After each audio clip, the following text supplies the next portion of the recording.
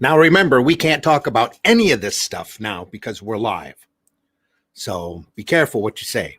Oh yeah, right? That's true. That's true. Yeah. Largely on YouTube. So we worked hard to get monetized on YouTube so that we can immediately get demonetized. We're not monetized on YouTube. That's true. Yeah, that's true. Well, that's what you work hard for. You work hard so that you can get demonetized. Yes, exactly. You know, copyright struck by vile SOBs who want to steal our money. Yeah. Oh, I had that happen on my channel.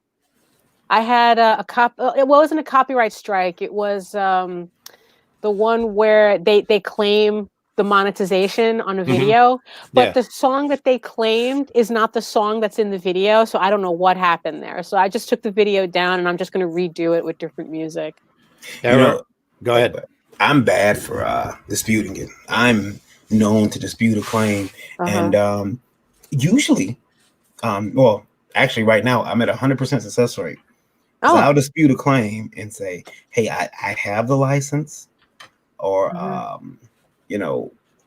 this is not, like, for instance, for example, we had someone kept flagging our intro video. For Indie Volt, somebody else just started flagging all the Sunday funnies. Yeah, and so I went after him, like, hey, wait a minute, I have a license for that. Randy, you're not public, by the way. Francesco. Standards and practice that you're not public. Of course I'm not. We just started. Come on. So I went I'm like, hey, that I do have a license for that. Here's the URL. Where I purchased that particular sound clip. And I only use, on top of purchasing it, by the way, and licensing it, paying the license fee, I only use about 11 seconds of the whole entire song. There's a whole 4-minute version, and I only use 11 seconds of it, and I paid for that. Yeah. And they lifted it, but now there's someone going through Sunday funnies, and I've been saying, I've reached out to them, like, wait a minute, this is royalty-free music. Now, what I'm finding lately, and I will tell anybody, especially because we keep having this issue where it comes from people who have greed. Grift. Well, yeah. Well, people who have videos posted on their campaign sites. Yeah. Jake Lindsay says royalty-free music is the best music to use, but you got to be careful because I'm seeing these websites now say that yes, our music is royalty-free, meaning you can download it and listen to it all you want. It's free. Right, yeah. But the minute you use it, they say that the license is only for their paid members. And that's one of the gotcha moments they get you with, it's like, well, you're not a paid member, so you can't use this music. And I think that's BS. Well, with this, it was a one-time use agreement. That's for Sunday Funnies, and that one time is at the front of Sunday Funnies. I don't use it anywhere else. So, yeah, I usually that's why in the end I just bought a subscription to Epidemic Sound. So it's like, okay, this is where I get all my music now. So. Yeah. Epidemic Sound, just a reminder that we are open for sponsorships. Oh, yes. I'll be more than happy to talk about the joys of using Epidemic Sound. Joe D. McPhee says, hello all. Hi all. Hi, Joe. Magi says royalty-free music is the best music to use. Yes. Yeah, I mean, YouTube does have YouTube has a part of their site where you can get music that's all already whitelisted by YouTube to work, and then everyone said, oh, you have to join our whitelist if you, and I don't like that term, by the way. Is that an actual term with whitelist? Facebook? Yes. I take offense to that. I don't think I like that term. I don't think I do either. Trico says, good morning, everyone. Good morning, Trico. Yeah, in the house, Professor. Good morning, Professor. He'll chat. He'll be in the chat, but he won't be on the air. Right. Yes.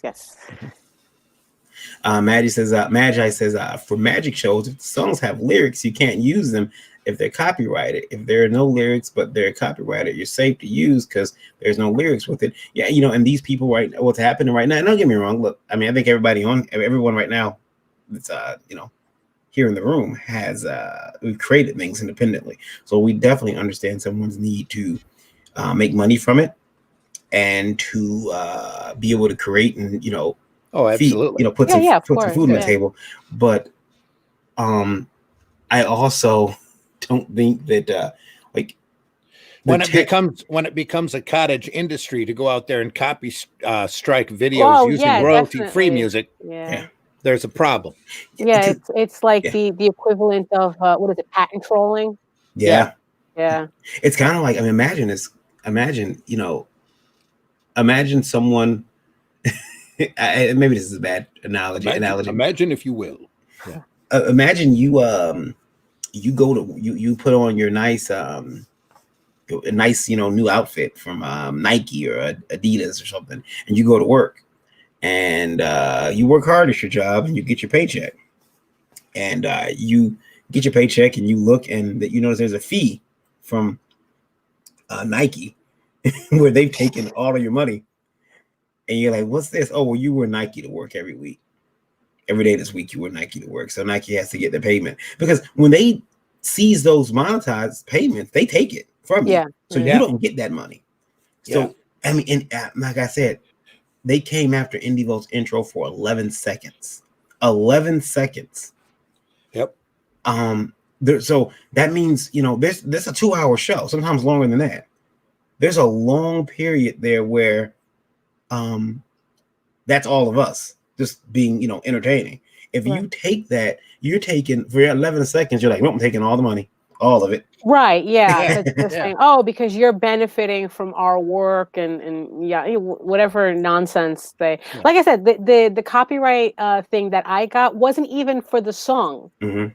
Like it's like how, I mean, like nothing matched. It's like, yeah, I probably could have just, told YouTube that it's like, look, one has nothing to do with the other, but I figured, like, you know what, this will give me an opportunity to redo a video and like re-edit it and make it a little bit better and put it back up. So Maggie says when Chris Angel performs his magic, he does it safe by using his own music. Like, you can buy licenses, but the best way to go is to get royalty free music, and that's what Randy did. He's catching hell for that now on Sunday Funnies. He's got royalty free music, and they're like, and it's a third party company. It's not even the person who made the music. Right. Yeah. That's what happened to me. Yeah. It was a third party company. Yeah.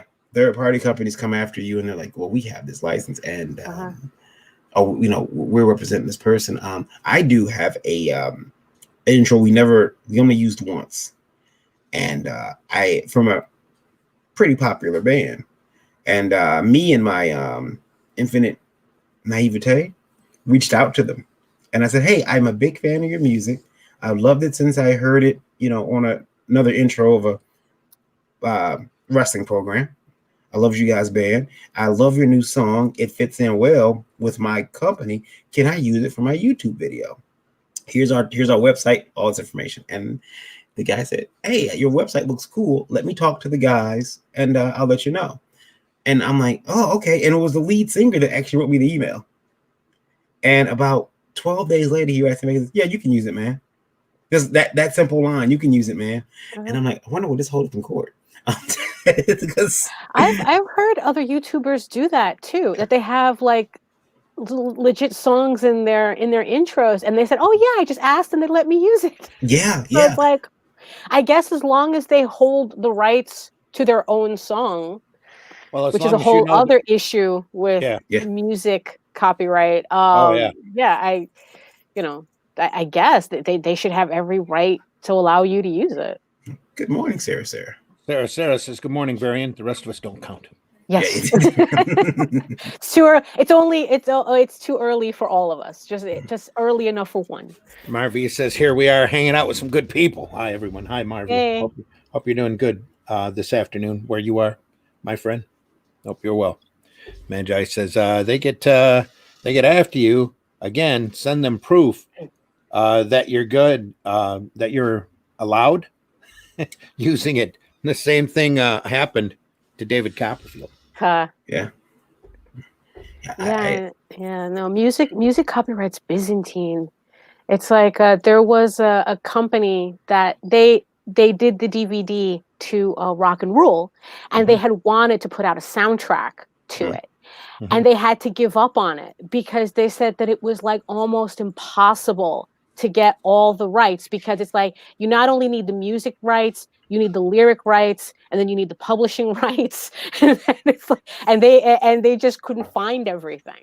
Wow. Yeah. And so we missed out on a hot soundtrack because of that.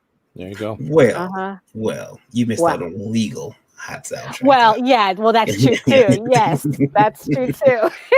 Marvy says he's using now for his videos White Bat audio. No copyright, no problems. All I have to do is to share their music and links. Right. What is it with this white shit? I mean, well, I guess that's what I say every day. This is a white bat. This is a white bat. This nonsense. Whitelist, white bat. What is it? I don't get it. Why are we? It's not fair. And you see that? Like, oh, whitelist is good. White bat is good. Blackmail. You know, it's right. Well, you know, I don't understand. That's a real conversation. It's the same thing with Gates, just as bad. Yeah. Bill Gates. Gate means scandal, or I'm gonna start. Oh, Bill Gates must be a scandal too. I'm gonna start with what he's done to my computer is horrible. Don't get me started. Yeah. Ralph Griffith says, "Good morning, morning, Ralph. How are you? Hey, everybody, come on in. It's Breakfast Buzz for 11/12/2020. I should know. I made the thumbnail this morning. It's 11 today. Whatever today is. Took my life in my own hands last night. 8 White Castles after 10 o'clock. Ooh. Yeah, nothing so far. That's a risk most people only take when they're drunk. Oh, I can't imagine eating White Castles while drunk. Oh, gosh. We used to have a phenomenal greasy spoon chain up here called Angelo's. And they served the best conies and the best cheeseburgers at 2 a.m.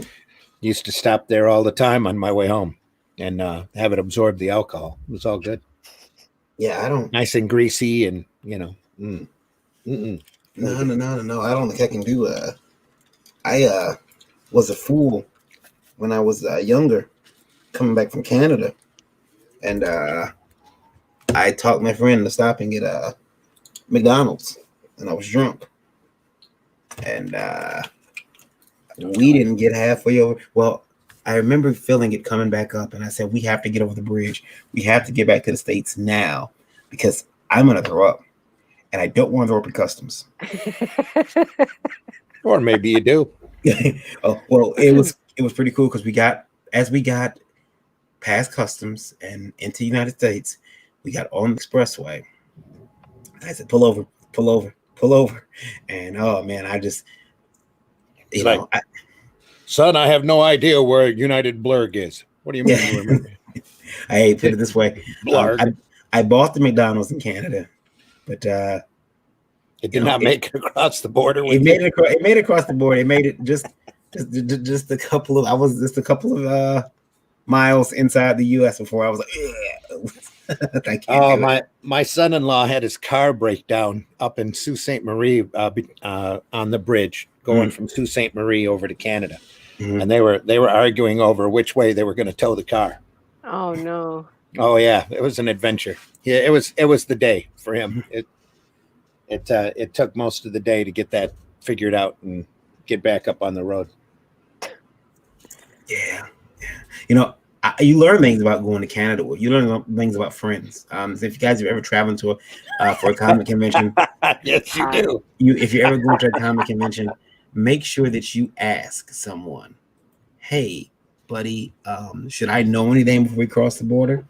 Ryan Pond says, "Good morning. Good morning. Morning." And I remember getting to the border with a good friend of mine, and they asked us these questions.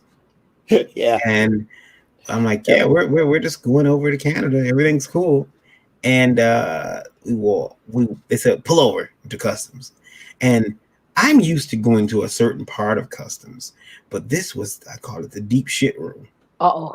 Where it's like, wait, whoa. There's like these hard, like plastic chairs that aren't comfortable, and they're all like barred together, all these chairs. So it's like, why am I in this? I've never been in this room.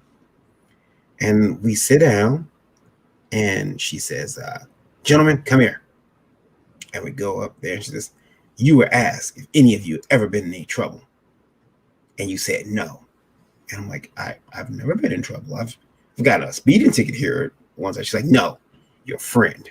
You have a breaking and entering case in Michigan. And I look at him like, what?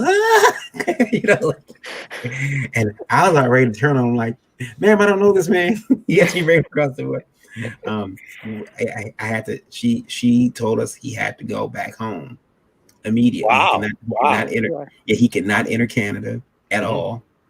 And you know, my first time going to Canada, I got turned around. I was told to go home. And because they did not understand my level of geekdom. You could not, yeah. Okay. How do you out geek customs? Well, what happened was I went to Canada because Transformers the movie was only on VHS. You could not find it on DVD, but you could not get it on VHS in America or anywhere. Like America, there was no American distribution rights, and I wanted the movie. And I found out that these Canadians had it at their supermarkets for like $8-10 on VHS. Just take it. And I'm like, well, I got to go to the mall, or I got to go. And I remember going online, and they said that there's a market there. I forget what it was called, but they have the DVD. They have the VHS tape. It's readily available. Mm-hmm. So I get $25 in my pocket, and I go racing toward the border. Oh my goodness! I get there, and I am. He says, "What are you entering Canada for?" It's me and my friend. And I said, "Oh, I'm going to go into I'm going to buy a movie, Transformers the movie, the animated movie." And she looks at me like, "What?" I said, "Yeah, how much money do you have on you?" I said, $25. And she's like, "Go to customs." And customs would not let me in. They wrote on my reason for me being rejected that I only have $25 in my pocket, probably up to no good. Weirdo. Yes, man is a weirdo. No good. Yeah. Yeah, I'm making, first of all, like I'm gonna cross the border and buy $25 worth of weed, you idiots. You know, no one's gonna do that. What like, drug? I can stay home and do that. Yeah, what drug costs $25? You know, what drug costs $25? And I was so upset, but that's okay because like a year later, the movie was readily available. Rhino got the rights and started sending it out wherever they could. But screw them. I traveled over on a convention. We're in Michigan, so we cut across Canada in order to do like Albany or Buffalo conventions because it's shorter. Mm-hmm.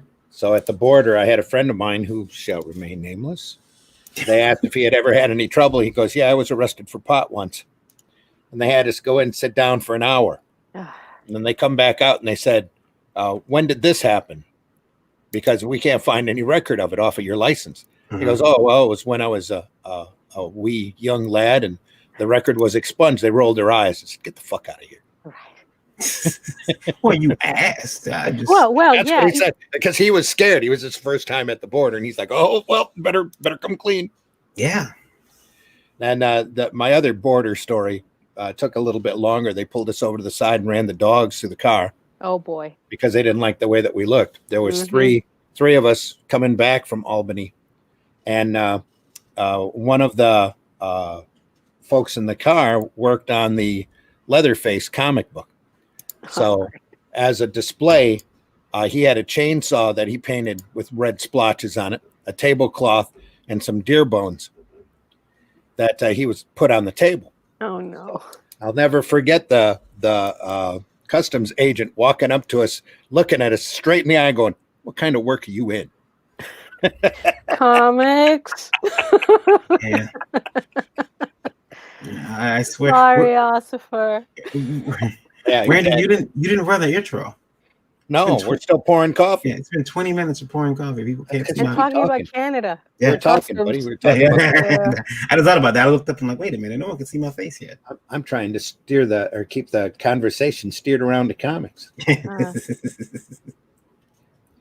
right. Go ahead. What? Go ahead. Go ahead. Run this. Some men aren't looking for anything logical, like money. They can't be bought, bullied, reasoned, or negotiated with. Some men just want to watch the world burn. Come on. I hit it.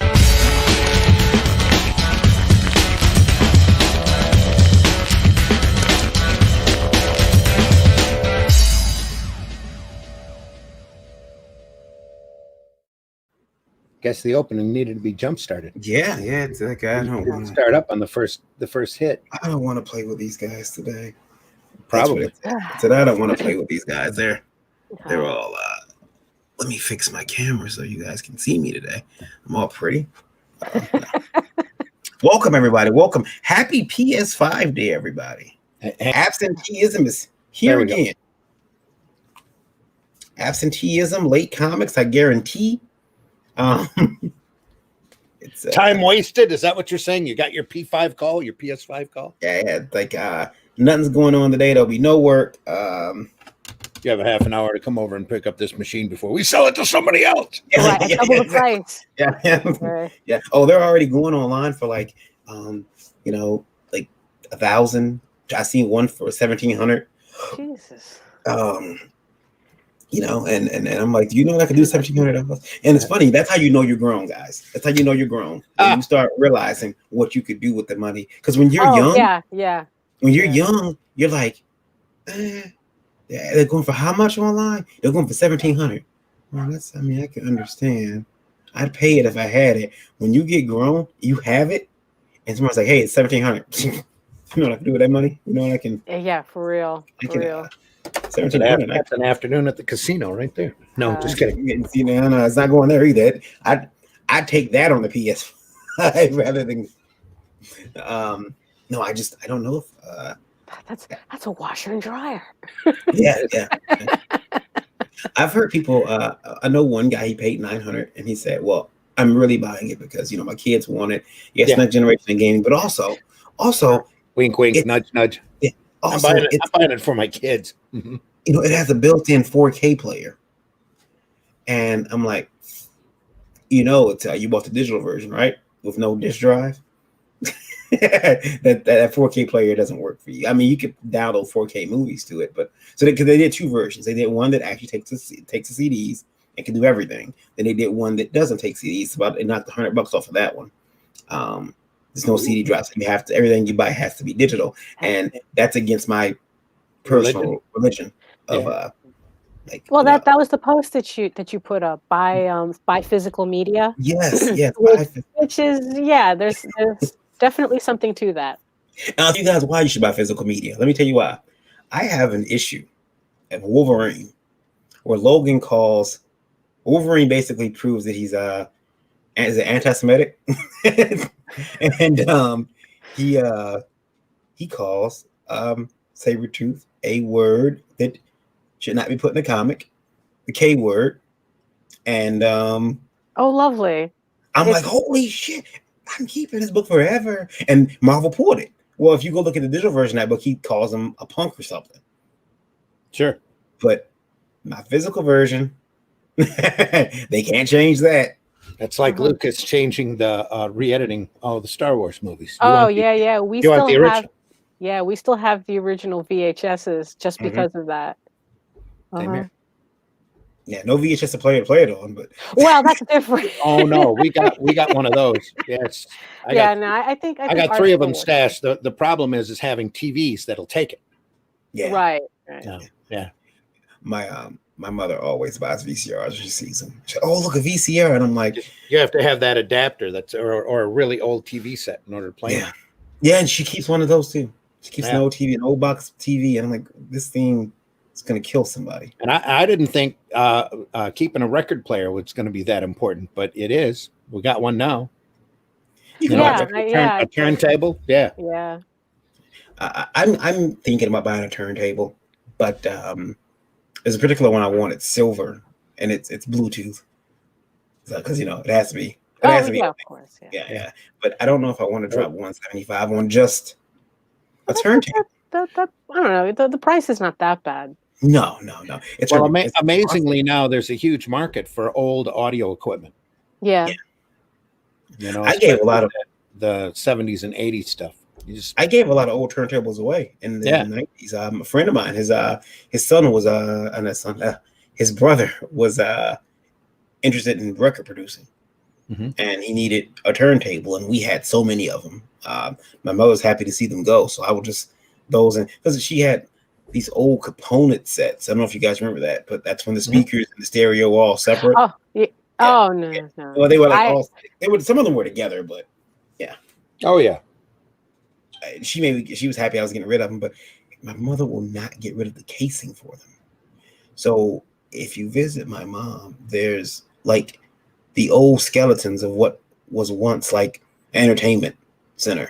So the TV slide is there for this big box TV that's no longer there, but the radio will still be there with the 2 cassette players, no speakers, and you're like, why? Wait, what? Yeah, like why is this festering wound still here? I got one sitting over here on our dryer. See, it's got a turntable, disc player, and 2 cassette players on it. Yeah, and speakers that are detachable. She finally got rid of the big floor model TV she began using for a table. I remember when she got rid of that, I was so happy. She was using for it. She would start covering it up with like a piece of fabric, and you guys, you have to understand how old it was because it was all wood grain, big floor model TV, and it had what I consider asbestos covering on the speaker. It was this gold shag covering on the speaker, and it's like, what is this? What is this material? Don't touch it, honey. It'll give you cancer. Yeah, just don't eat it. Yeah.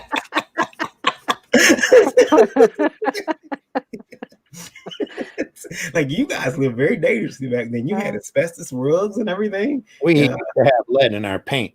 Yeah, lead in your paint. You guys used to ride bicycles without helmets too, quite often. Yeah, they allowed us to go outside before dusk. Yeah. Like pretty sure we should have had the beer bug back then because you guys would have just ate it. Like, no, can Jimmy come out today? No, he's got a little bit of the beer bug. He's got that Rona. He can't come out today, but he'll be out tomorrow. It's fine. My old man went out and bought a whole bunch of playground equipment, stuck it in our side yard. So everybody thought we lived at a nursery school or something. Oh yeah. There's a house across the street that does that. He's like, "What are you, a private school?" It's like, yeah. My dad's Professor Xavier. By the way, Rand, that's our outside danger room right there.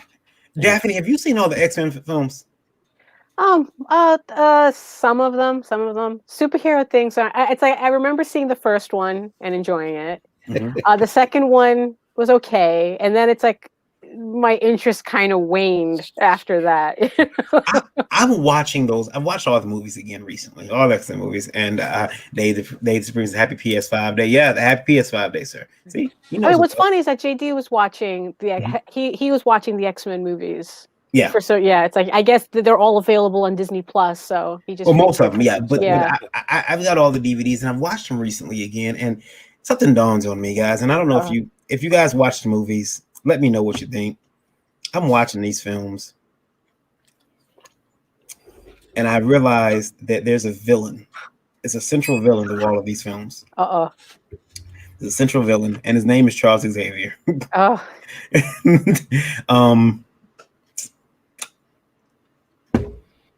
Charles. Well, even in the comics, he doesn't turn out to be a nice guy. Wow. like Cyclops. I guess they write him as an asshole anymore. It's all Charles's fault. Everything. Well, he's the one who wants to run everything, so yeah, he's making all these decisions. Yeah. Him and Cerebro. Yeah, even in Logan, it's his fault. He's a cranky old man in Logan. Yeah. It's all his fault. And it's like, he's the Star Lord of the X-Men universe. Everything that's happened, it's. Well, that's why they cast Patrick Stewart as a kind of like, to kind of like diffuse that. And then it's like later on you realize like, your decision making is actually kind of sus. Between you and McAvoy, I'm not sure which one of you is worse. I'm going to give it to McAvoy because he turned basically in Dark Phoenix. It is 90%. He actually realizes, oh my God, I'm a horrible person. He realizes this during the movie. So maybe his character arc is redemption. Because it comes out after Logan. Maybe his character arc in that film is redemption, but You're trying I to will put say, way too much into those movies, buddy. Yeah, I am tired of my tired of my franchises ending in France. Sometimes Over, you just have to let art flow over you. that's it's the way I'm true. gonna. It's true. From now on, anything I write is going to end in France at a little public diner at a restaurant. Because I'm watching Dark Phoenix, like, are they stealing the Batman trilogy, the Nolan trilogy ending? Is that what we're doing here? Is that? Oh, okay. I expected to see. I mean, it was. Yeah. Anyway, if you haven't seen the film, go watch it. But watch the X-Men films again, and just tell me if you pick up on that narrative that Xavier's an asshole. Well, he's the boss. You know what boss isn't technically. I have a question, Daphne. You weren't Yes. here for Geekgasm last night. Right? We Yeah. had- No. I was. I don't know if you heard. I told Randy that I spent the last 3 days in bed because I pulled my back. So I had wanted to come on, but I was definitely not in the mood last night. we had a young lady on, or she wasn't Uh-huh. on, but she Okay. sent the question in, and she was upset because she Uh-oh. says, as a female publisher, she feels she's not given the respect that her male counterparts and are given, and she is given, is given. Well, that they're given, and she also felt that people kind of push her. They don't take her seriously. Her and her company seriously. And so, we had Meredith there, and we had Lola, and Randy's worked with several females in comics, over his long and illustrious career. We haven't even introduced ourselves. So. Oh, okay. Yeah, we haven't. People don't even know who we are. We're just voices on the radio. Yeah. But after we introduce, I'd like you, Daphne, to say, same person, to say, I call her Daphne, so it's fine. There we go. Yeah, he did yesterday. Weigh in on if that's happened to you. But before you make that announcement, Okay. I'm Varian Grant. I own this place that I apparently don't know how to run, and making comics in 2008. Started Indie Vault about 4 years ago, and I'm a father, a husband, a geek, a comic artist, writer, publisher, and critic. Oh, I'm a staunch critic of comics because you hate what you love. And this is Indie Vault, BrAeKfAsT BuZz. I'm joined by Randy Zimmerman. Hello, Randy. Hey, everybody. I'm Randy Zimmerman. I'm an alternative and independent comics creator, small press guy. Been around for decades. Been printed a lot of stuff, done a lot of things. My specialty now is commercial art, sequential art for advertising or educational purposes. I also run the Zim Geek channel over on YouTube. That's ZIMMGEEK. So swing over there and like and subscribe to that. I do cartoon instructionals and occasional critique about the comics industry. And I'm also part of the Indie Vault channel here. So we're also joined by Daphne Lage. Daphne, how are you? Good morning. My name is Daphne, and I am a cartoonist, illustrator, and comic book artist hailing out of New York, and at this moment, a major investor in Bengay. I am the artist of the funny animal fantasy comic Tall Tales and the upcoming Ego Raven Heir of the First Unicorn premiering on Kickstarter January 4th, 2021. You can check out my work and sign up for updates at talltales, TAILSonline.com, and my YouTube channel at Daphne Lage Art, Lage, by the way. And before we go on, we should also point out that the views and opinions expressed in this program are not necessarily those of Indie Vault Media, LLC, and do not reflect the official policy or position of any guest or sponsors. Viewer discretion is advised. Also, we are still very available for sponsorship. Yes. It's something to be said when the owner is said, "Hey, what I say can't be held against the company." Even though I own it, I can't. It's a very strange thing. It doesn't make any sense at all. It's like, look, guys, I've been drinking.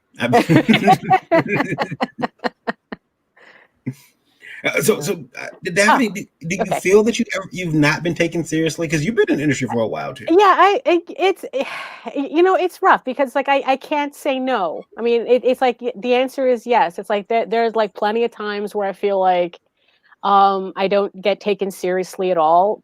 But then it's like as I got older and spent a lot longer time doing this, there just came a point where I realized that there are some people just not worth impressing.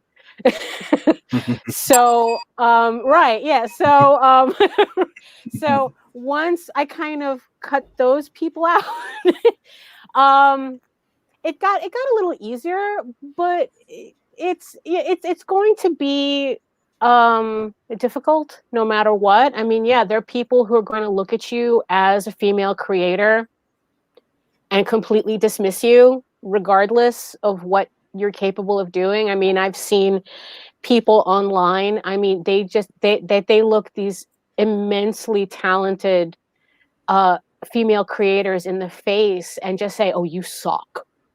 But it's like, okay, whatever, bro. It's like there just comes a point where it's like you have to decide which battles are worth fighting, and not worry about people who are just going to not care what you do, because in the end you have to worry about the people who do care about what you do. Are there guys that get probably a little too much attention for what they're actually doing? Sure. Are there women who are there women who are getting no attention for what they're doing? Sure. But and that list is long. Yeah, but I mean, like, in the end, yeah, I mean, in the end, it's like, yeah, you got to pick and choose your battles and decide, like, who are you really doing this for? Yeah. I mean, granted, it gets more difficult when you're talking about like people with like investment money and whatnot, which statistically they have a tendency to look over female and minority creators and whatnot. I mean, that's a different argument, but not really. But if you're talking about like the average person being at a convention and people ignoring you because like, oh, you're a girl, what could you possibly be doing for me? It's tough. It's just something you gotta. I think you're seeing that attitude dissipate as every year goes by. Right. You also have to remember that we're in an industry that is very disrespected, and we've always on top been of everything, on top of everything else. Yes, we've always been the bottom of the barrel art form. Right.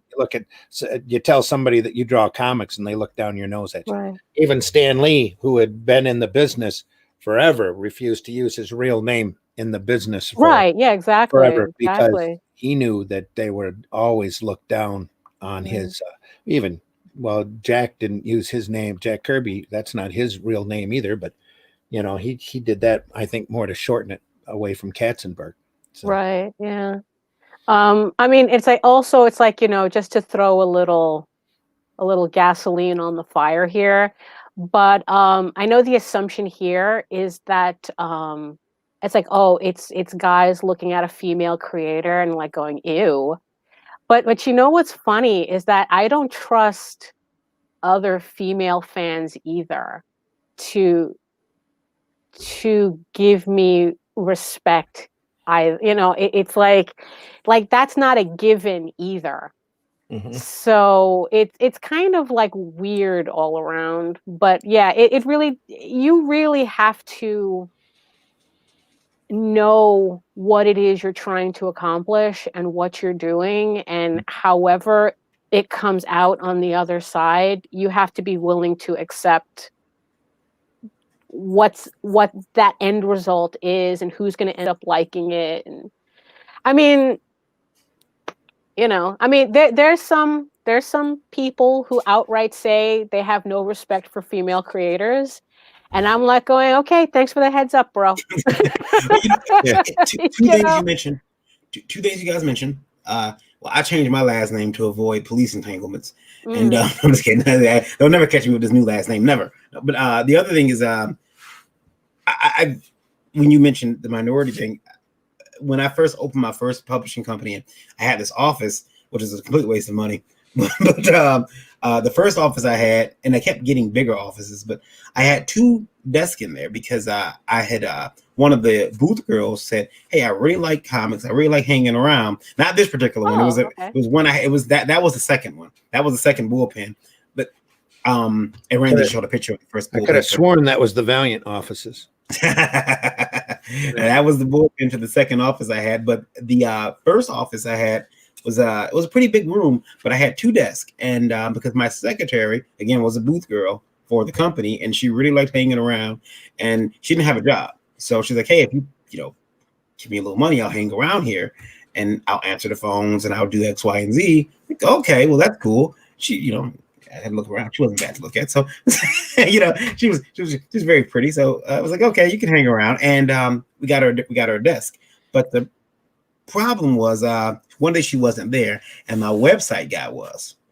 Now, the website guy was there in the office, and he was sitting at her desk, and he was working on the website. Well, I'm at my desk, and I had a meeting. Well, this meeting comes in, and the guy says, hello. He introduces himself. He's no longer in comics, but he might still follow the channel. I'm not sure, but he says, hey, and he walks over to the website guy, who's a white guy, very emo looking with the dyed black hair kind of cutting across his face, and he sits down and he starts talking about his idea, his comic, and I'm at my desk and I'm talking back and forth, and we start talking about comics. And my website guy, he doesn't do comics. He doesn't read comics. He's just a website guy. Yeah, he's a website guy. He's into he was into Jack Johnson though.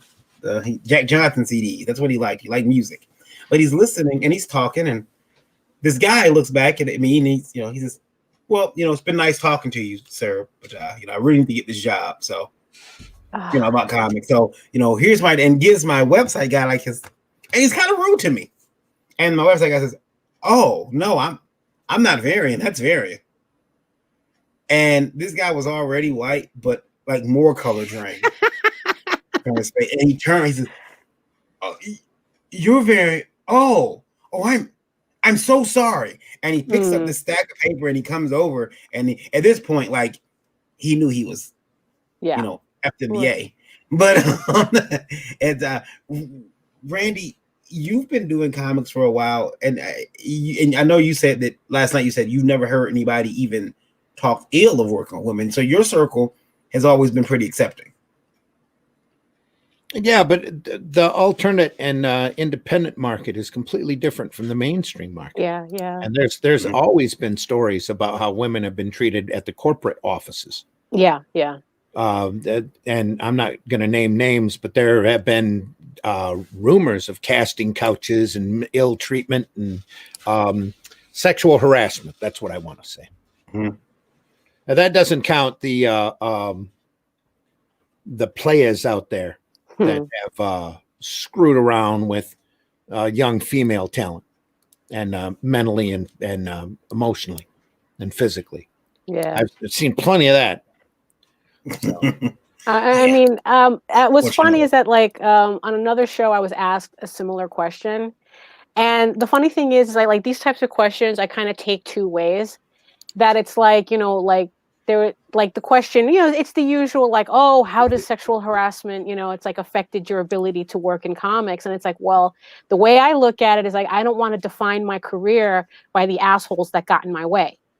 So I'm not going to really answer that question. But at the same time, I ended up, my career ended up in a certain way. So it was easy for me to avoid those people. Yeah, it's part of the fun of being the boss. Yeah, so it's I never had to worry about, because Colleen Duran, talks about some major nonsense that she had to put up with very publicly. Working. Yes. Yeah. Yep. And it's I'm good. Yeah. I'm okay. I'll settle working here in obscurity if it means I'm avoiding that nonsense. Well, when I was younger, I was always sorry I didn't work for Marvel, and I had that. There were a couple of opportunities that were blown and bridges burned, and that kind of thing. And then the older you get, the more you realize that you probably got the better end of the stick. Right? Yeah, exactly. You see how these companies treat their talent in their older years, and which is very disrespectful, and how these people have been paid over the years very, very low And well, look at the stuff. Look at the stuff going on at DC right now. Ah. Everybody who doesn't make a lot of money are still at the company, and all the guys that pull down the large salaries have all been booted out Right. the door. Well, So- but like I said though, it's like just because like I guess at Marvel, I guess especially just because they're replacing like all those editors with white women doesn't mean it's improving anything, because I've read some interesting tweets by black creators, black Yes. female creators especially, going, Yep. it's like, oh my God, I'm never going to work at Marvel again if this trend continues. Or the same thing at DC with anybody of color. Yeah. There Yeah. seems to be a big problem with the upper executives up Yeah. there as far as, and there's been people in this business that have earned their spot and have been treated like crap. Yeah. Dwayne McDuffie comes to mind. That really knew his stuff, really had a long experience working in comics, never got advanced like he should have been. Right. Yeah. Or treated as well as he should have been, given his talent level. And then it's like, and I find it funny that, I don't know how, stop me if this, just be careful if you're nervous about names. right. Don't Yeah. name No. names. Yeah. So, That's all. I mean, I guess the point is that like now that he's passed, now that there's like this mythology around him that we treated him well and this, that, and the other thing, and this, and it's like, and even his wife has to come out. It's like, no, you guys were miserable to him. You guys were You don't genuine. get, you don't shit. get to you don't get to like pretend you were all besties now that he can't defend himself. I just picked up a book yesterday all about Jack Kirby's career and how marvelous and wonderful it was working at Marvel. It's like, no, that's not how this works. Right, exactly. But between the years of 1970 and 1975, I don't think they even mentioned what happened between that period. Just said he had a second coming and he came back and did phenomenal work. Look at this. It's like, like only now, it's like now that it's like that he's not here, or it's like that all of a sudden it's like, oh yeah, we treated them well and we were besties and this, that, and the other thing, and it's like.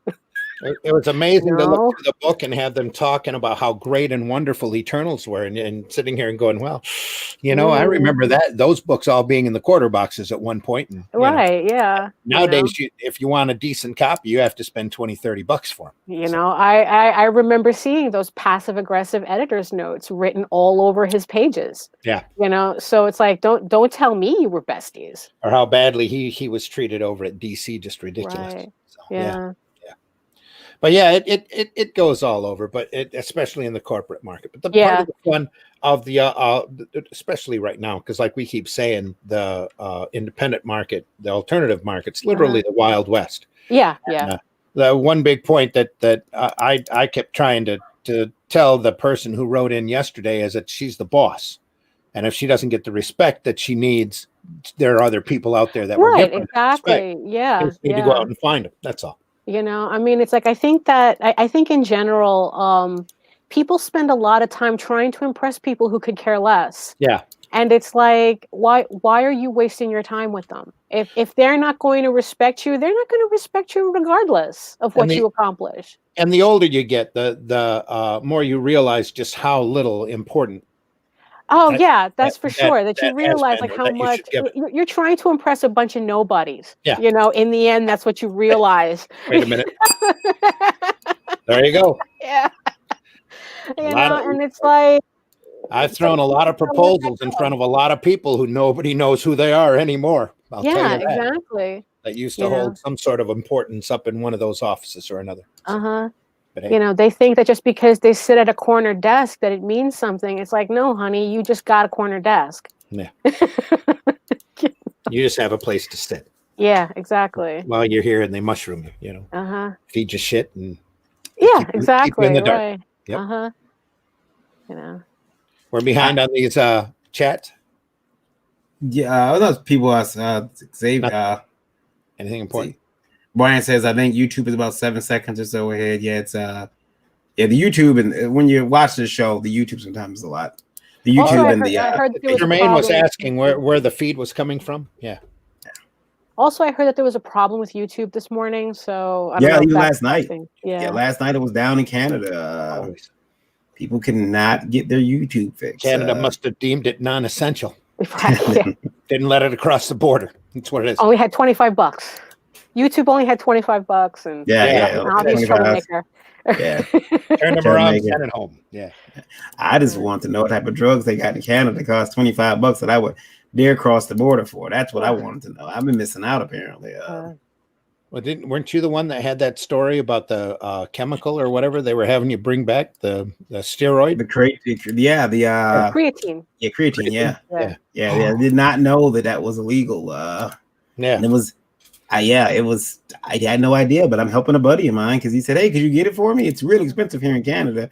Not only was it expensive in Canada, they didn't have it. Yeah. So that was black market. Black market's always expensive. Yeah. Jeffrey Stark says, "Very on top, but how are you feeling health-wise? Wish you a speedy recovery." Thanks, Jeffrey. Feeling good, feeling okay. I walk like a turtle without my apparatus. Like I got a cane here, but I got a whole walker that I use, and without it, not a teenage ninja mutant turtle. No, not they're fast. Me, I'm grunting. I put it this way: I would probably make a good zombie on The Walking Dead right now because I move slow and I grunt. It's like, oh, yeah, that hurts. Oh, yeah, that felt good. Oh, that's how I'm feeling right now, and I'm just sitting. Right? Yeah. I believe it was. Show them your legs from a couple of months ago and have the effects guy go, "Wow, that's amazing." Yeah. That's really good work. Yeah. I think it was Meredith who said that as you get older, you just holy crap, that's amazing. You just start to smell like Ben Gay and liniment. Yeah, you just begin to just mysteriously smell like it. Ben Gay and menthol. Yeah. Look at. I was going to bring this up from Joe D. McPhee. Randy, he says, but I also have to say this: many guys use excuses to dismiss any female creators. They don't get their dismissal. They don't get their dismissal hurt them from getting quality work from creators who put in more work to build a portfolio than their male counterparts. Yeah. I agree. Glenn Believe Famous, I sent you a message on Facebook. Have you seen it? Did you send me a message of that? Let me see. I do not see it. Let me look. Hold on. Let's see here. Oh, I am. I'm reading you right now, Glenn. I will get back to you as soon as I can. Thank you. Oh, we hope Eric feels better. He's in a lot of pain today, or he would have been on. Dreaded dinosaur. Seems to be going around. Yeah. He's just not. You throw your back out. You throw your back out. Mm-hmm. We hope he feels real better soon. I'm sorry, Eric, that you're not feeling well. Yeah. Yeah. I'll feel a lot better once I. Also, just to circle back to that discussion, though. Also, the thing is too. I think that also some people tend to confuse. They confuse them not being the target audience for a certain creator's thing as the equivalent of it being bad. And the thing is, though, and it's like, and it's like female creators and male creators. We are into different things, so it's like, there's certain books. So they're like books that female creators do that probably a male audience is really not going to be that interested in. But that's not Marvel thinking. Well, but it's like instead of just saying that, it's like, okay, well, this is not for me. I'm not the demographic for this. Like all this pastel stuff and whatever. It's like they just say, oh, that's bad. And it's like, no, that's not what that means. It just means that you're not the demographic for it, that this is not catered, this is not for you. Just like, it took me a while to learn this myself. That's like, like I'm not into superhero comics. It doesn't mean that it's bad. It just means that that's not my thing. Yep. So that I think that also overlaps with that whole attitude too, that it's like, oh, well, I don't like your stuff, so it's bad. It's like, no, you just don't like my stuff. Go find something you do. I don't like horribly done horror comics either, and there's a lot of the independent market out there that would fit that classification. You see me up there touting the fact that this stuff is, really bad and amateurish Yeah. looking. And it's cheap out and anyway. But Mhm. hey, Yeah. yeah, give me a It- superhero. Give me a really cool superhero book or a good attempt at a superhero book any day over top of somebody who thinks that they can write horror or crime drama and really can't. Well, yeah, but there are people who think they can write superheroes and can't do that either. So, And again, that's Yeah. not what Marvel thinks. But you know. Well, did you notice, not to change the subject, but did Mhm. you notice that the latest round of DC firing, what they would bleeding idiot Johnston Dick is I calling know. Bloodbath 2 is their entire YA line. Wait, they got rid of their YA. I mean, it's like, look, if It's they're not not, their line, it's everybody that had been working on that. The one girl they hired, the girl, and I'm sorry to use that term, the one woman that they hired to do the to watch over the YA stuff that they had as EIC, kicked and gone. So Well. they're theorizing that they actually saw the word is that they actually saw their sales on the YA line and said, we can stop that right now. Well, it's like, because I never thought that these companies were that serious in doing that type of work anyway. Well, DC seem to have become dedicated to going digital and YA and kick the crap out of the regular physical comics and their icon superhero line. It looks like they've completely turned around on, well, not digitally wise, but the YA wise. They seem to have turned around on that, and they're concentrating more on their icons and IPs than I mean, because it's like, are they still owned by Time Warner? Yeah, right. The DC, yeah. Because I keep confused as to who owns what. Oh, DC is swallowed by because it used to be Warner, AOL. was swallowed by Turner, which was swallowed by AOL, and now it's been swallowed by AT&T. Okay, yeah, I was wondering, who was the latest? Yeah. AT&T is in charge. Right. So AT&T could care less. No. Yes, they're mainly interested in doing HBO Max. That seems to be their main focus. Just like right now, especially thanks to current circumstances, Disney is really focusing on Disney Plus. Right. Yeah. Even though they have like zero new material. Yeah. They're lucky if they can put out one new show a week. It seems that right now. Yeah, which is technically the only thing they have is, they're going to try to milk the Mandalorian until everything blows over. Smart. Which is okay, because Mandalorian actually looks incredible. Oh no, it is. It was just nice for Disney to finally put out a Star Wars show that made it actually possible to look up Star Wars content on YouTube. Yeah. Without seeing all of the angry faces. It's like now everyone's like, oh, Mandalorian. I have to defend DC though, not DC, Disney though, and just because of my own experiences with Indie Vote TV, I thought I was like, I got this platform, here they come, and there are a lot of people who,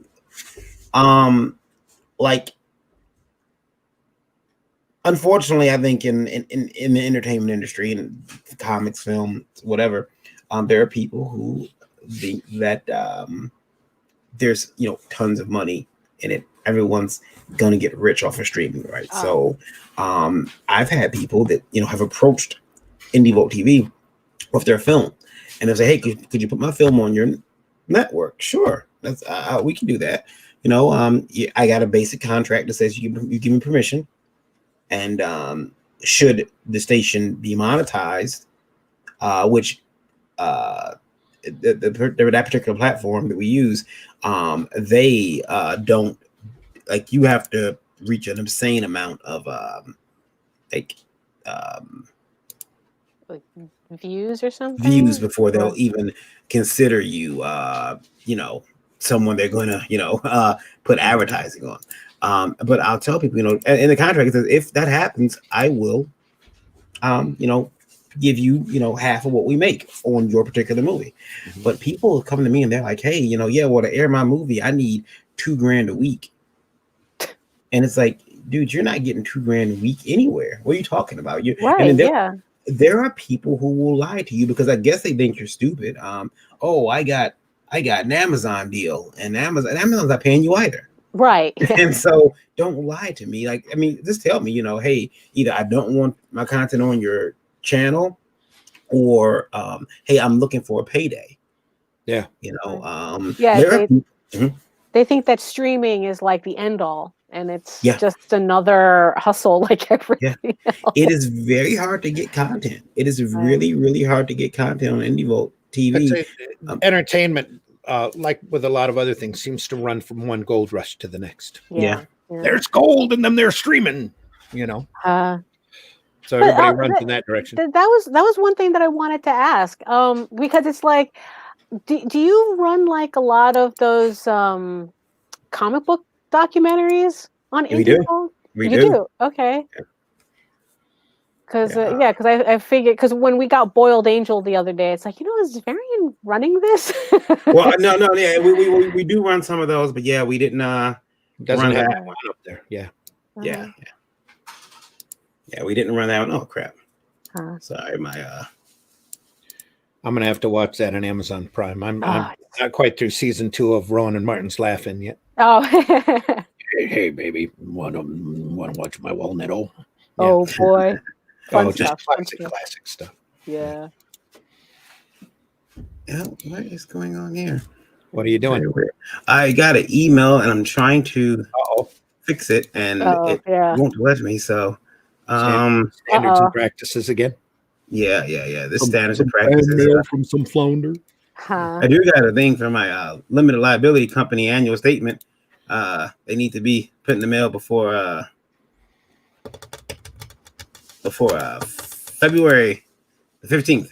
So that needs to be done. Normally I jump on stuff like that, but now you have a little bit of time. Just a little bit.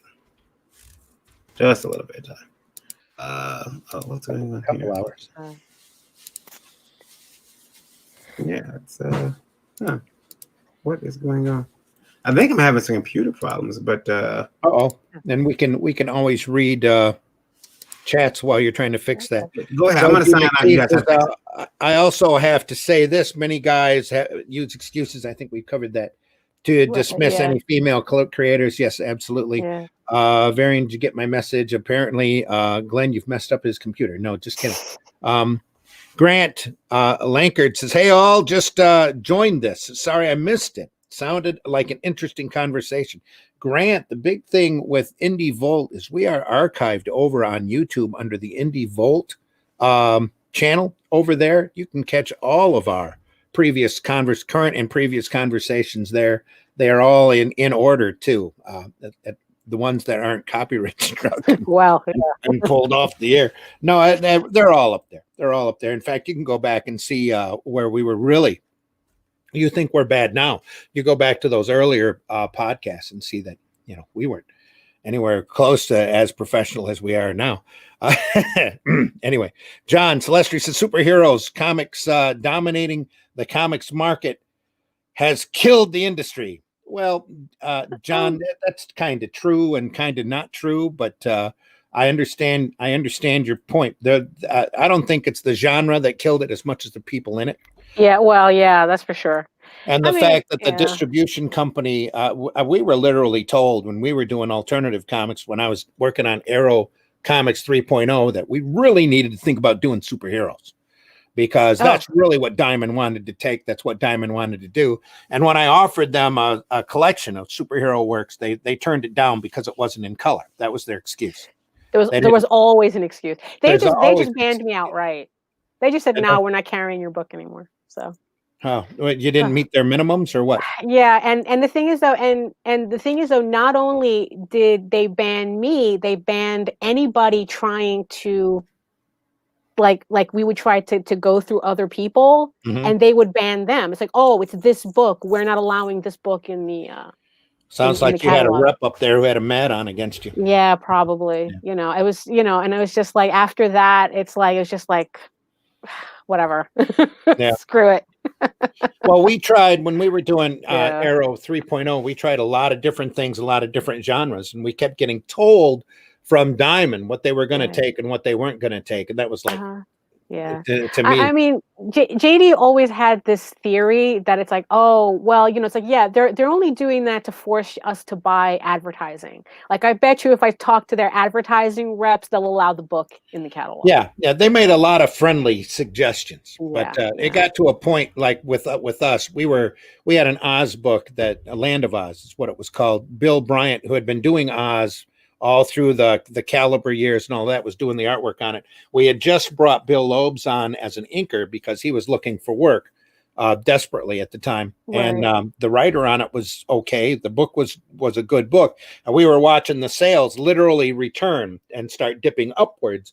And Diamond came at us and wanted us to cancel that book. And I says, why? Because we're actually going to start making money on this, or what? Right. Yeah. And no, well, you need to end it. When's the storyline going to be over so that you can start? It's like, why are you doing this to us? Haven't you looked at the numbers? Because the numbers are on a hard upswing. Yeah. So it's like, so whenever like so it's like, so Diamond didn't want us, and then there was like this one week that I spent calling every comic book store in the New York tri-state area, and all of them said, well, if you're not in Diamond, we're not interested. Yeah. And it's like, so when you have retailers like Ben, I'm like, yeah, F you, Ben. Well, that's the fun thing about comics, though. Whenever there's a hurdle or some sort of tripwire that pops up, there are always people out there that will eventually, maybe not immediately, but eventually find a way to work around it. Just like the Comic Code Authority, and suddenly you saw a big explosion of magazines on the stand. Mad turned into a full-fledged magazine. The Warren magazine line pops up a few years after that, and there's a whole big rush of black and white sequential magazines on the newsstand that are all away from that silly code. John, superheroes, Gran, I love comic book documentaries. Yes, all good. Says, what's your favorite comic book documentary? Oh wow. Oh wow! Well, the most horrifying one that I saw recently was Boiled Angel. Yeah. I mean, there was no horror movie, especially if you weren't familiar with that situation when it happened. Yeah, no, because it's like I remember when it was happening in real time. So, but I mean, I didn't understand like I guess like how deep it went until I started watching that documentary, and it's like, oh my God, I can't. I'm getting a panic attack just by watching this. Yeah. George Orwell is like springing up, going, "I told you it's going to happen. I told you." I mean, really. Yep. I just watched one on Kirby's. The Chrome one was really good too. Yeah, the Chrome one was good. Chrome one. Yeah. Oh yeah. Yeah, that one from the library. My wife has never seen it. Yeah. Yeah. I'm not really too crazy about the way that they tried to play up the eccentricities. I don't know. I mean, he's kind of the weird guy to begin with, so I don't know. I didn't think like I didn't think it worked against him, if that's what you mean, Yeah, I thought they degraded him a little bit too heavily in that, and their treatment of it was like, come on, guys, everybody's got their likes and dislikes, and because it doesn't meet yours doesn't mean the guy is a freaking degenerate. I think my favorite Crumb story is finding out that he absolutely hated Wendy Pini and Dave Sim.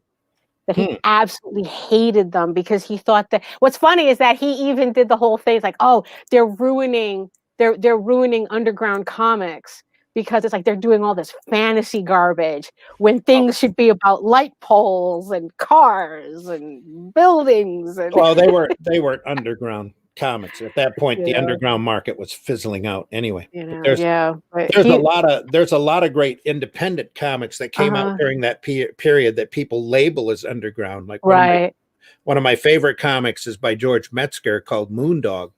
That he's got a completely very unique style, and it's a post-apocalyptic story about a guy who's Can See in the Dark, I believe it was, that was traveling the country after the bomb had dropped. And running into different situations. I thought that was really fascinating. It only ran like 3 issues. Plus, right before Cerebus popped out, there was a book called Ismet, the Dog Avenger.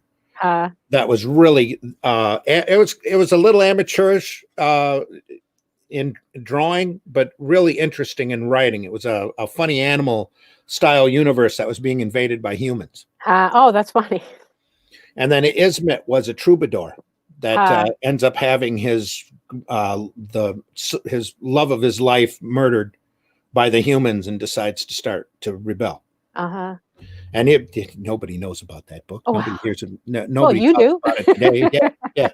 But it was that book was again one of those titles that was very influential on Aniverse, because I ran across that about the same time Aniverse sprung up. That's funny.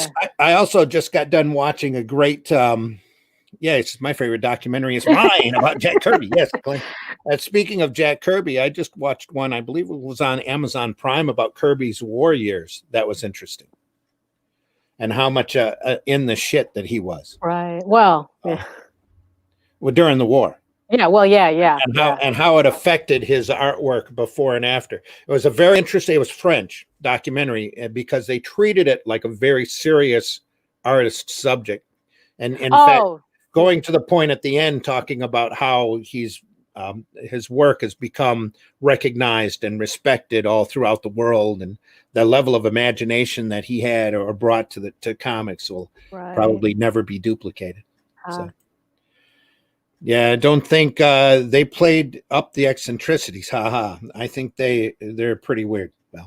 Well, everyone's entitled to their opinion. Yeah. Also, it's like, and I think it's mostly like the brothers that. Well, a lot of things that Crumb did back during the underground days were made intentionally to press the line. Right. Yeah. And they wanted to see, because they didn't have those restrictions, they wanted to see how far they could take it, and they took it pretty far.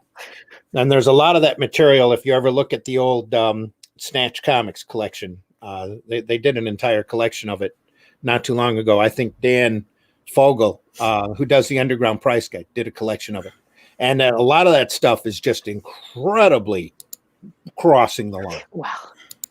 It's like I read somebody call Crumb the original edgelord. Well, it wasn't just Crumb either, because everybody in that era were realizing there's a lot of Trina Robbins stuff that's underground. That's why it was underground. It was just barely a step above Tijuana Bibles. They just weren't abusing other people's IPs in order to do it. It's like we just abuse our own characters. They made up their own. Yeah, Fritz the Cat, Mr. Natural, the Fabulous Furry Freak Brothers.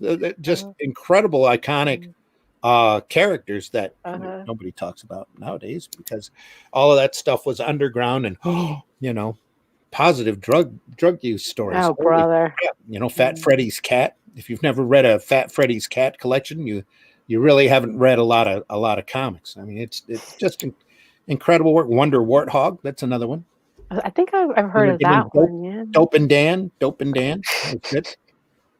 Definitely was a different era. That was like Sad Sack, only with drugs. Yeah. Right.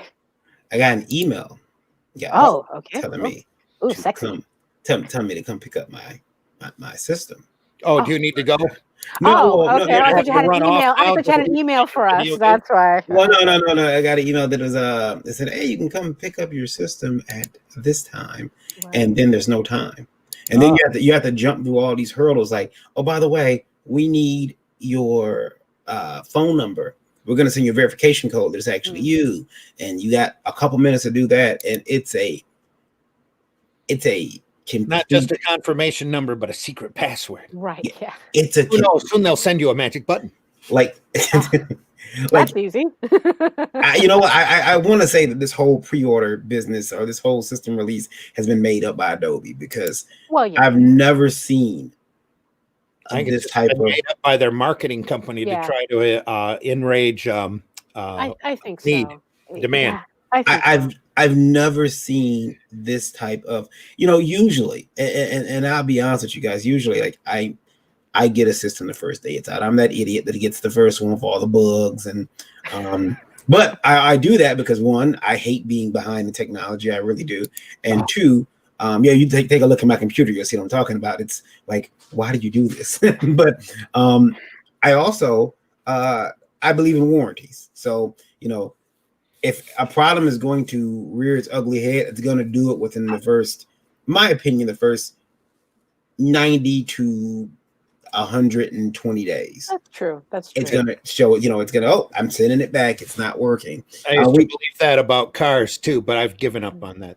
A car is a little bit different. I mean, tops I'm paying for a system is what, 500? After a couple dozen recalls, I'm kind of done with I'll never buy a car the first model year that it's right. Yeah. Never again.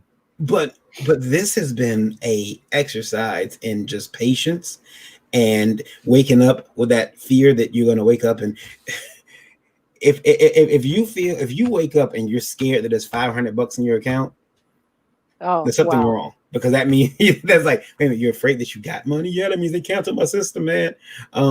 There are people that are like they in the stores this year for the first time said no camping out because of COVID. Right. So no camp out. Don't camp out. Go online.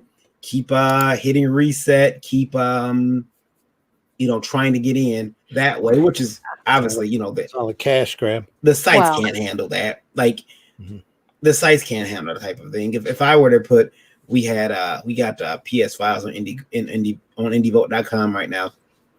The site will be crashed in about 10 seconds. Bring your confirmation code, your magic word, and $1,000. Yeah. Right. Yeah. Bring not just your confirmation code, but they want, obviously the credit card you used, and license. They give you a time that you can come up there and pick it up. So don't come up there now. Here's your time to come pick it up. Even though they're all sitting in the back room, don't come. Right. Yeah. I mean, it's funny. It's like, and that this whole thing is creating even more of a frenzy. Mm-hmm. Then because you can't camp out. You can't just. It's all marketing. Oh yeah, it definitely is. It definitely is. And just think of how mad everybody in the state got when all of these restrictions come down from the governor. It's the same thinking. Somebody up there and wherever PS marketing sat there and went, "Oh, that worked out really good for the state. So maybe we'll screw with people too." Right. Yeah. Let's do this. It was. Scared. They're all sitting and there. They've cast the blame. It's awesome.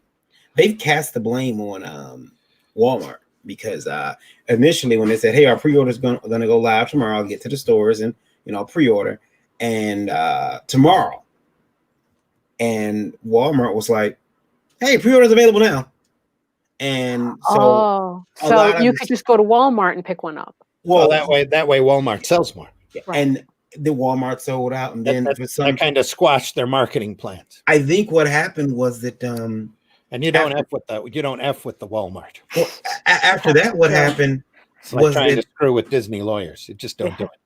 What happened after that was that the video game stores like GameStop, they followed suit. Oh well, okay, well Walmart did it, we're going to do it too. Well, quite honestly, they didn't have a choice. Because Walmart had already stuck their foot out there. Everybody else had to stick their foot out there, or they wouldn't have any sales. I think what happened was you started noticing that there was like the allocation of these companies dropped. Again, my wife used to work at GameStop, and during the PS4, they had about 80 systems with the pre-orders and everything. When I went to the GameStop the first time in the pre-order, we were turned away because they said, "Yeah, guys, we got 4 systems we can pre-order." Not on site. That's how many we're getting. We've got 4. GameStop is already saying that they've got come on in Black Friday. We're gonna have systems. Come on in. Everybody hold your horse to Black Friday. And then they put out notice, please don't camp out during Black Friday. We're gonna have 2 systems per store. What do you mean don't camp out? There are parents out there who don't know how to beat their children. who their children, they're out there, they're scared. They're like, "Oh my goodness, my children are gonna want the system. I have to get out there and I have to remember Cabbage Patch Kids? Remember people were freaking out over Cabbage Patch Kids. Mm-hmm.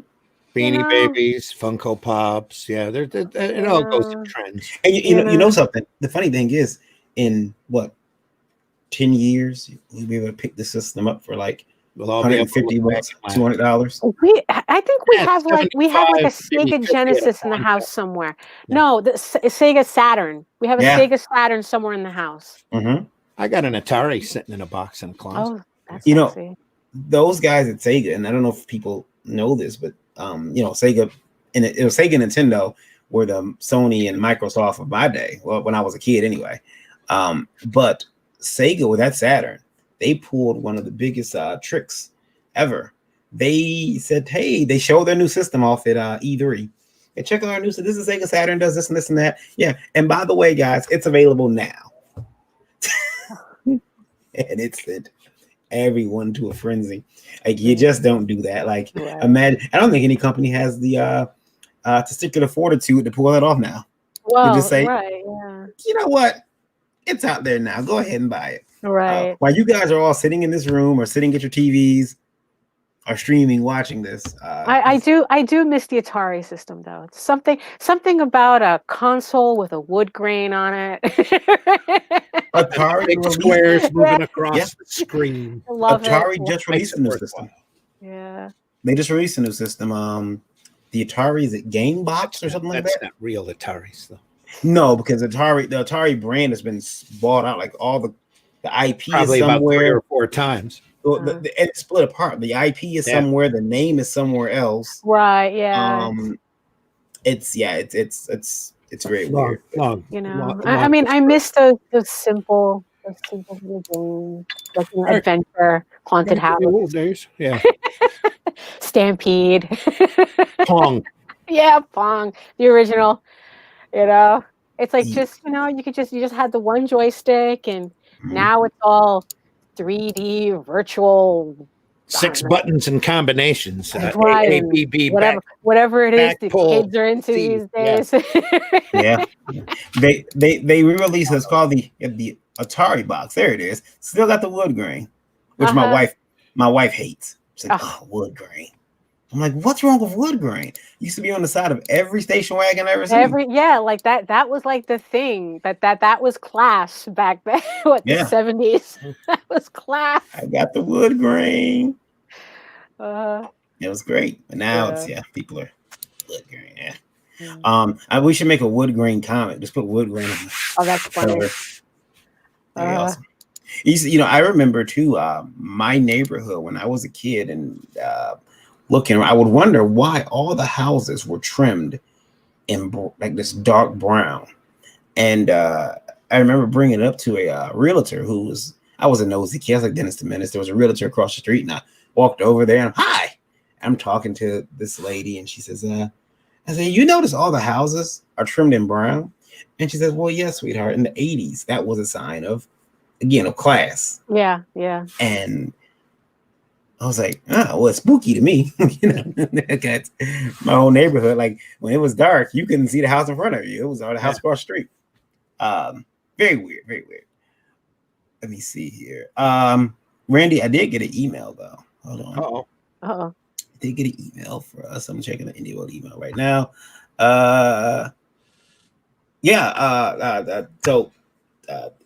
This is from Jamal, and Jamal says that indie comics will never. I knew Jamal Eigel was a regular listener. Oh no! So, thanks for listening, Jamal. Hey Jamal, if you really do. Jamal says indie comics will never have a shot at taking over or competing with the mainstream until we can put out product monthly and lower our prices to be competitive with Marvel, DC, and our mainstream counterparts. Nothing will ever replace the vinyl record. Never. Well, I mean, considering we were just talking about rebuying record players at the start of the show, Yeah. Nobody will ever buy these TVs because radio is so popular. I mean, what's funny is that, is there really, well, I guess nowadays, but that's more because of streaming, but I mean, at any point, it's like, like past the age of 18 when we're starting to do comics and a little too enthusiastic, do we still think that it's like, yeah, our intention is to compete with Marvel and DC? When comics become a quarter, nobody's going to buy them because everybody's used to buying them for a dime. I mean, it could go on and on, Jamal. It's just yeah, there's always, yeah. I mean, I certainly don't have the budget to compete with Marvel and DC, so I don't feel the pressure to. I don't think Marvel and DC has the budget to deal with Marvel and DC anymore. Yeah, I know, really. That's why they keep trimming the fat and cutting people. Yeah.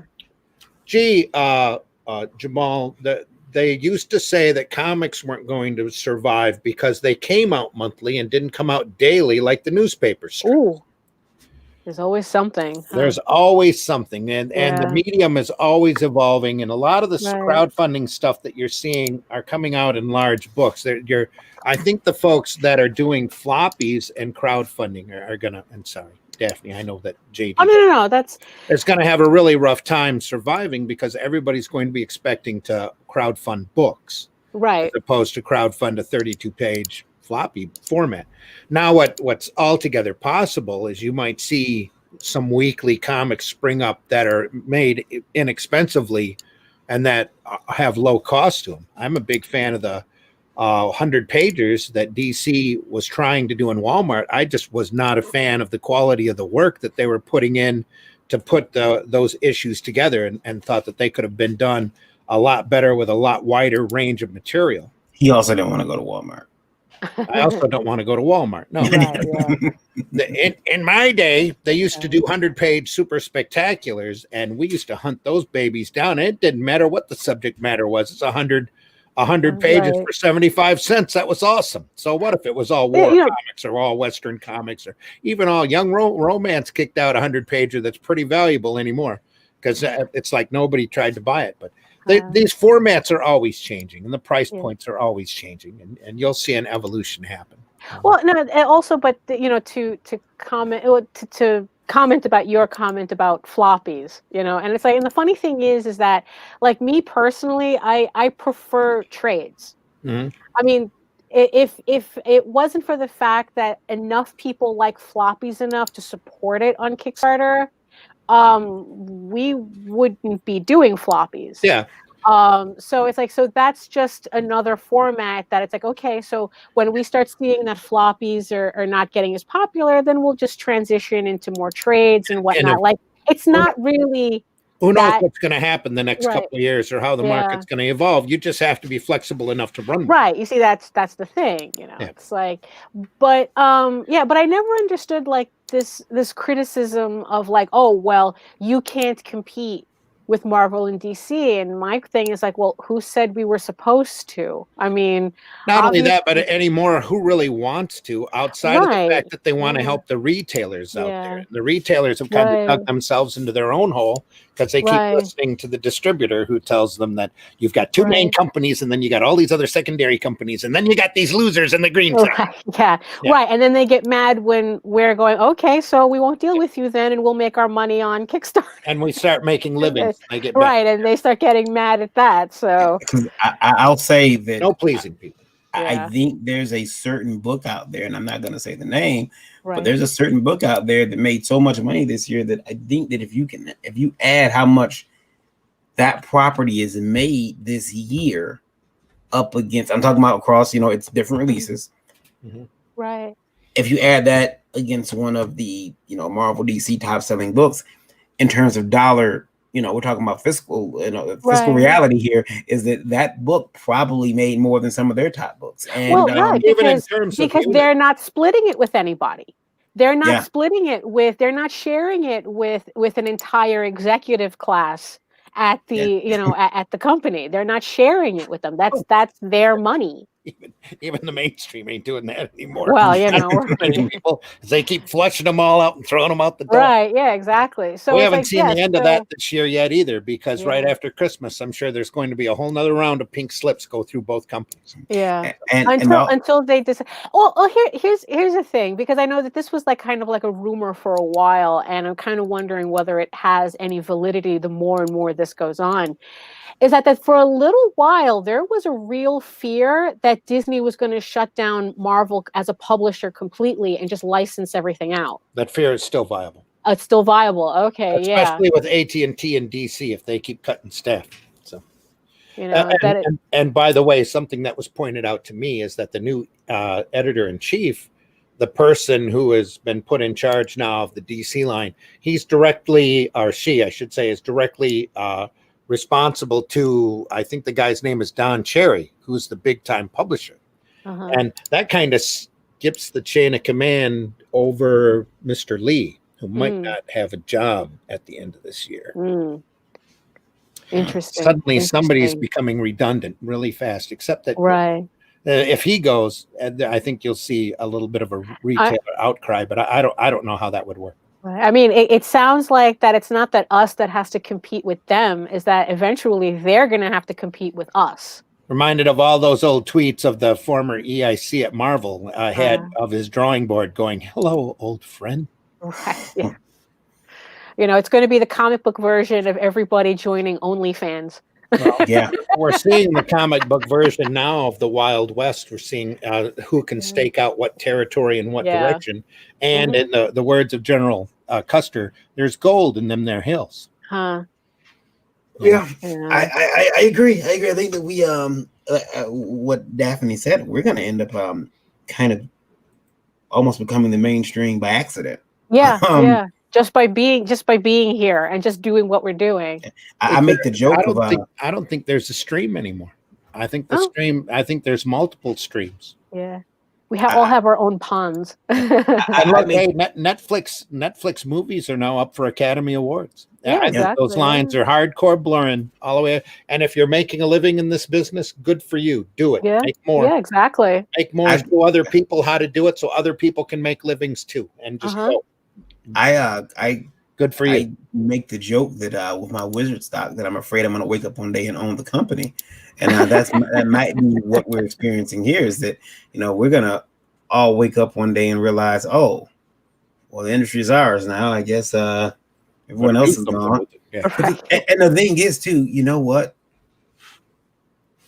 I'm seeing big time creators kind of. Oh, let me go see what I hear there's money in those indie heels, like Randy said, and they're coming out. Yep, but they're coming out. But some of them have been smacked right back down. Like no. Some of them are discovering their worth. Is what it is. Yeah, exactly. It's like because what happened, the stories that I enjoy listening to are the ones where you have creators who thought that they were like. The big snizzit for a while, and then they have to go out on their own. And then they go on their own, and they realize it's like, oh, it's not you. It's the fact that you worked on this so and so property or this so and so property. You were the expendable one. Yeah. So it's like there's a lot of that. The talent that's worked on those IPs are expendable. So. Yeah.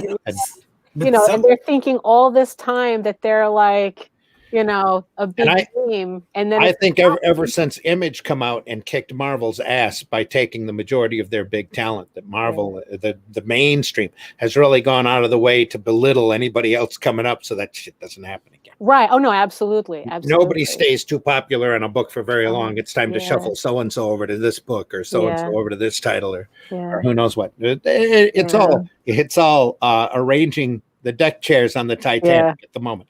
Sometimes I think of writers trying to keep the chairs out of the water as much as possible as the ship turns straight up on itself. And also the thing is too is that a lot of these creators, they think that they can come and do an indie book because there's gold in those hills, and then they realize that it's like without an entire conglomerate behind them, they can't function. Yeah. That all of a sudden they're realizing, oh, what do you mean I have to come up with this by myself? I have to write this by myself. I have to draw this by myself. I have to promote this too. See, we've all been in the business long enough to have done all of these different hats, but you got to admit that it's interesting as hell to sit back and watch some of these guys and girls pop out on these podcasts and suddenly realize the work that goes into the machine. Yeah. That they're You know, they're so used to just concentrating on one thing, and then they're like, I don't understand. Why is this not working? Yeah. And it's like, yeah, because you got to do all of it. mhm. I think of writers kind of like actors.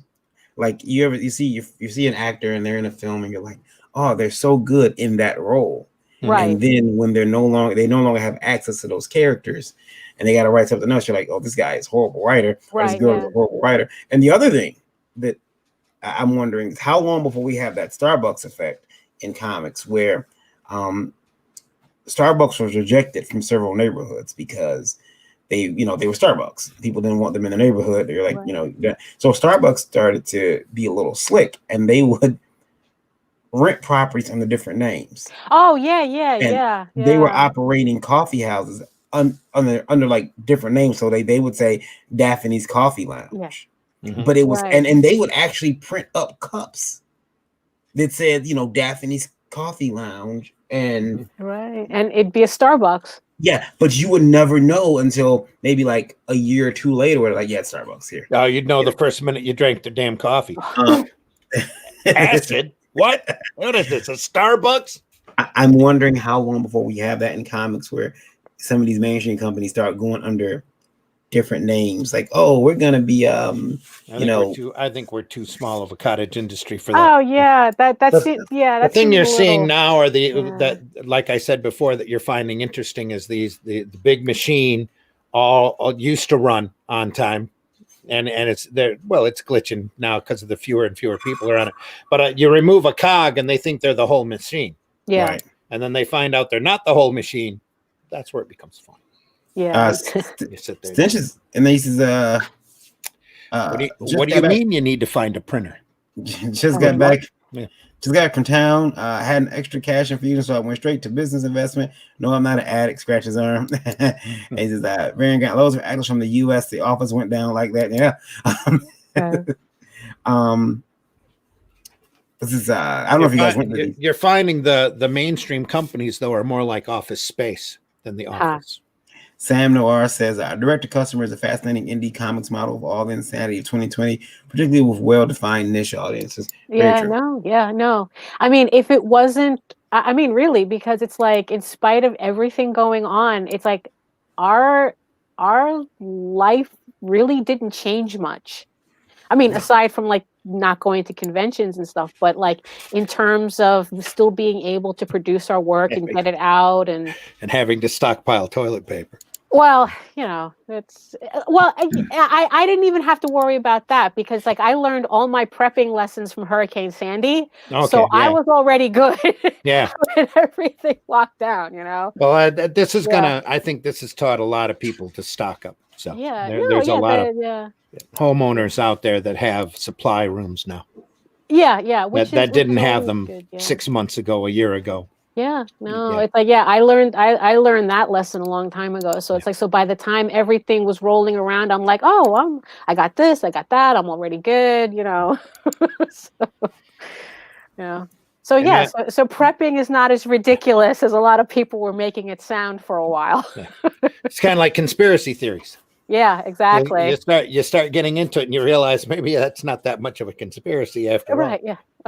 Yeah, especially when some portion it's like, oh, it's not a conspiracy theory. They just consider it business as usual. So it's like, oops. Surprise. Stench, we're glad you're listening. What's our radio number right now? Do you know? I cannot pull the radio numbers up. They've been glitching on me this morning too. The internet's I've been not missing the radio numbers. And I don't know. China and Germany at it again, huh? The internet's been kind of wonky since yesterday afternoon for me, and I don't know if it's my internet here or maybe it caught a bug. No. It's usually with me. It's easier. Usually the internet here. The lines are slammed with people trying to coordinate their PS5. Yeah, could be. That's what it is. Mm-hmm. Overloaded. I'm telling you, I went to a site last night just to see if they had any extras laying about because I would have picked it up and tried to sell it. You're an addict. Yeah. They blocked me.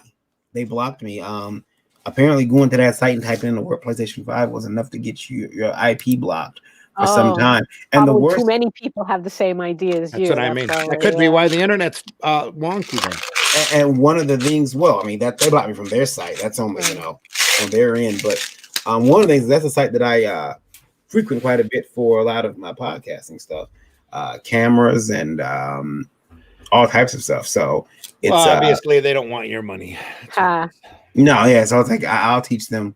I'll teach them. Hold on one second. I'm being summoned. 1 second. Uh-oh. Well, there we Yeah. go. Yeah. Standards But- and practices at it again. Exactly. But yeah, but that's the funniest thing about seeing a lot of these professionals like try to like move in Mhm. is that they think that, oh, it's easy. I have a name and this, that, and the other thing. And then they realize their name doesn't really hold as much water as they thought. Yeah. Yep. Yeah. The cool one, and they shall remain nameless, that said, I'm Yes. going to make $500,000, no problem. Right. Boom. Sure. Here's a lesson. Yeah, exactly. Yeah. You know, because it's kind of like, that Keanu Reeves book. I mean, it's Keanu Reeves that sold the book. I don't think that book would have made, probably would have made like at least half, if not a fraction of it without his name. Especially considering they dropped all the vowels from the title. Right. Yeah, exactly. Easier to trademark that way. Kind of like all That's those the only way bootleg- they could trademark it. bootleg Chinese Yeah. companies on Amazon. Yeah. Yeah. Just knock it down to a few letters and you're good to go. Yeah, exactly. That's the only way they could secure that title, because there's so many other berserkers. Oh, yeah, yeah, of course. Yeah. So, we'll just drop all the vowels. It'll be good. Just drop every other letter. They'll still know what it is. Yeah. You got to be Pat Sajak in order to read Really? a title. It's terrible. But that's the funniest thing about it. But yeah, Keanu sold that with his video. That one video. Yeah. He come out and said, we even clipped it. Yeah.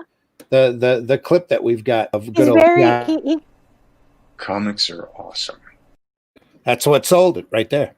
Yeah. He come out and said, "Hey, I love comics. I did a comic. I love comics. I did a comic. Buy my comics." He also, I saw a really interesting video of him. He's also invested in a really high end motorcycle racing sport bike company. That's amazing. And he didn't just come out like he did here and go, "I love comics." He took people around on a tour of the bike, and he went and dissected that entire motorcycle and said, "We get the seats from here, we get the motor from here, we get the carburetor from here." He's not This is a special wheel that we get from there. Yeah, he's not just an investor. He is an avid. Right. He's all in on that. I hope he's the same way with comics. Right. Instead of just, I've got an idea that could make a good movie franchise, but first, if we had storyboards, it'd be cool. Right.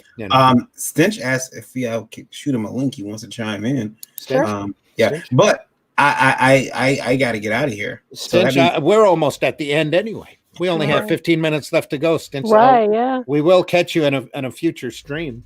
I got to get out of here myself, but you got to go get that PS5. Yeah. PS5, so much more important than your media empire. What game does it at least come with? Because everyone's just talking about the system, but I don't hear about the games. Oh, it only comes with ET. No. No, it Animal Crossing is so passe now. No, it's coming ET and Duck Hunt. That's all you get. That's all you need. They don't come with games anymore. Oh, you well, have this one technically does have a digital game built in, but I'm never going to play that one. But what they do have is there's Sony, because they have the Spider-Man rights. They're using it. They're using the Spider-Man rights to push their system. So they got the new Spider-Man Miles Morales game, which looks gorgeous, by the way. Right. And it's a sequel to their game for 2018, the Spider-Man game, which is another big hit. I was reading the game company that did the Avengers game took a hard bath. Oh yeah, they did. Yeah, I have that game, and I wanted that game to be a lot better than it was. And I remember within 30 minutes of playing it, I told Krista, I said, "This is horrible." Just 30 minutes. I'm never going to get back. Yeah, this is it's like me watching Rogue One or Signs from Shyamalan. Yeah, you're done, and you look at it and you go, "Why am I here?" We're gonna have to arm wrestle one day for Rogue One. we can sit and talk about it point for point, and you would see the I thought point of it. I told her, I said, this game is not, they need to make dramatic, big changes to this game quickly. And they got all these characters and all these plans for the game. I'm not sure if they'll ever come to fruition. I mean, look, you don't come to a board meeting and say, so our newest title lost $62.8 million and convince the board that this game is worth continuing. And suddenly Marvel is a viable company to make games from. Yeah. Yeah, I mean, but the thing is, at the same time, that Spider-Man game they made was great. They're not different company that made it, but the Spider-Man game was great. And I think the problem is when you make an Avengers game, and you focus on like 6 characters and you focus on the team, you're focused on so many different characters, they're all going to suffer. Right. And I think that's what happened. Now, was it classic Avengers, or are we looking at Ms. Marvel, Captain Marvel?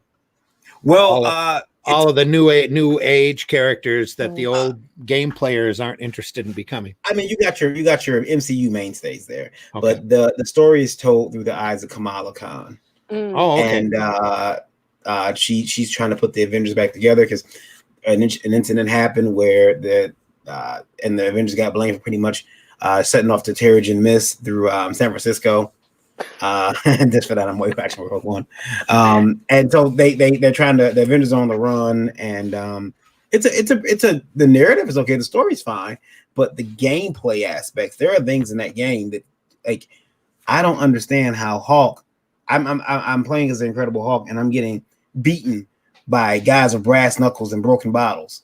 Like, what? Why is this happening? I'm the Hulk. I should be. Did no one think about this when they were designing the game? That someone turned to their boss and say, "Listen, the Hulk can't get beat by a guy squaring up with him. It's not gonna happen." Oh, and dude, you just described some of my biggest problems with Rogue One. That exact same scenario. Hey, this isn't what would really happen. This would happen. How come they didn't do this? Not only because it would have served the story better, but because it made more logical sense. Like, does everybody remember Avengers, the first movie? Remember when Bruce hulked out on the helicarrier and Black Widow, a skilled fighter who could break everyone's neck before they thought about it, is like, I better run. And she takes her wounded leg. And it wasn't even that. It was like oh shit, I need to get out of here now. Yeah. And she's running, and he's behind her wrecking shop, chasing her. That's because it was the sensible thing to do. It's like, let me out. You got in this game, you got regular pick your battles. Remember. Yeah, exactly. You got it. That's a smart character that knows when to get the fuck out of there. Yeah. Look, if they would have if the bad guys all have plasma rifles or anti-gamma beams, fine, whatever. Okay, that's fine. Mm-hmm. But they don't.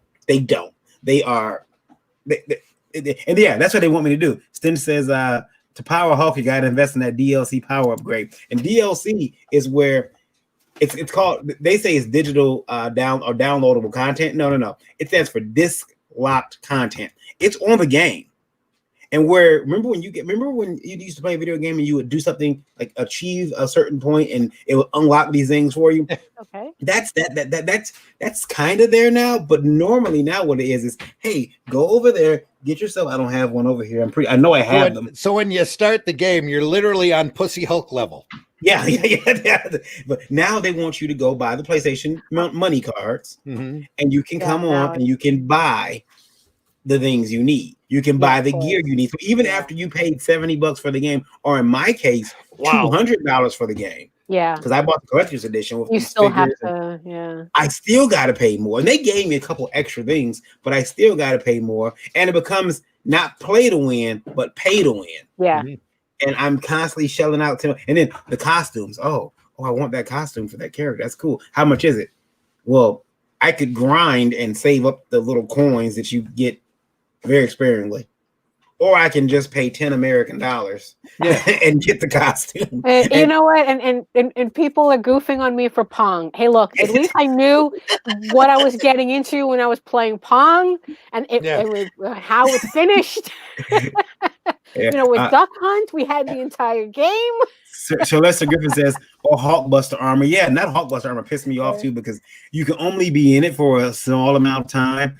Stem says, movies. Fuck movies. F Comics. What comics? What? He says F video games too, and F modern media. F modern yeah, videos. It's getting bad. We and this is that, and you still have to update the system and then the software itself first before you can even access the content. That's right. I know when I get this PS5 plugged up, I know that the days of coming home, plugging the system and just playing are over. No, I'm gonna come home. I'm gonna go back playing Frogger. Yeah, and I'm not gonna be able to play for at least 2-3 hours. Stick to Frogger. Yeah, no, that happened to me. What game was I loading? It was I think it was like Alice Madness Returns, and it took me I had to download upgrades for 2 hours just to realize I didn't like the game. Yep. And I liked Asteroids. Just keep it there. Yeah, just keep it simple. This is why those arcade systems are popular. Yeah, everyone's just buying the cabinets and yeah. I'll show you guys this because it's like that's just ridiculous. It's like I just want to plug it in and play. When you got past Soul Hunter, it became too much. I just went back to pinball. Yeah, exactly. There you go. There you go. Dusty thing I once camped out for.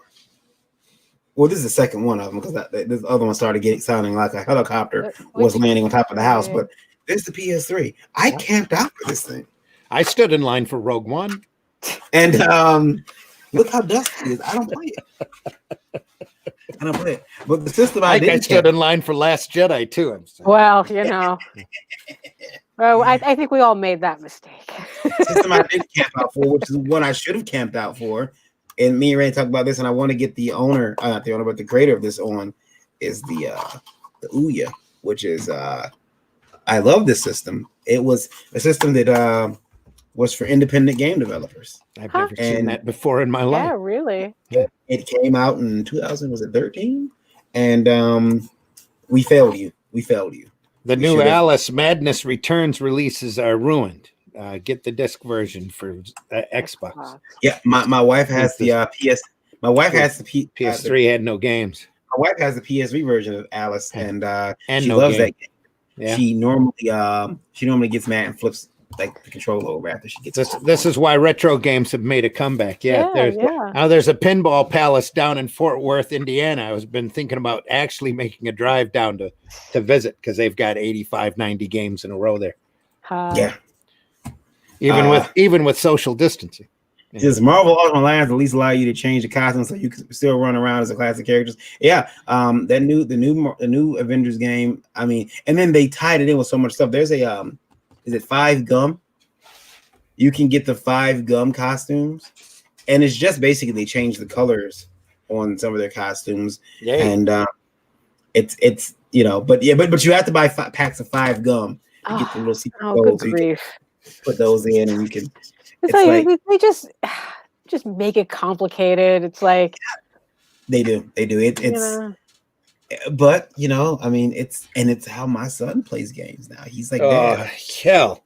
Now that the new console gen is here, the PS2 and 360 era is gonna shoot up to high hell in second hand. Yeah. Yeah, there's a store close to me called Mind Games, and that's all he just has older games. He'll have is it an arcade or they just sell older games? Just sell older games, and he'll have media replay and media. We have these old media shops up here. Disc Replay actually opened up next door to the GameStop. My wife Disc Replay. Yeah. There was a big thing with the owner about that because they told him this, you put another game store in here, that's against our lease. Our lease says that. Oh, well, they don't sell games. They're all media. Yeah. They call it Disc Replay, but they didn't last long. GameStop held out and they're still there. Whereas that Disc Replay closed down. Really? And, yeah, they closed down, and they closed down a couple different stores, but wow. They were saying that games weren't doing well.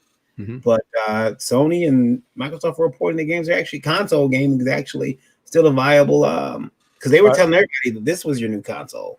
Yeah. But they're saying now that console gaming is actually people still want to sit at home, and there's a lot of introverts. And I think also being stuck home for the last. I think we've all been turned into introverts. Thanks. Yeah. Wait, I'm not going out. I'm not going out. I am going out though. I'm going to pick up my system, and I'm gonna come home and watch it. I'm gonna watch it download for like 4 hours. Yeah, Wow. really. Yeah. and I'm gonna get The spinning circle of fate. yeah. I'll have one game, and that'll be it for the longest.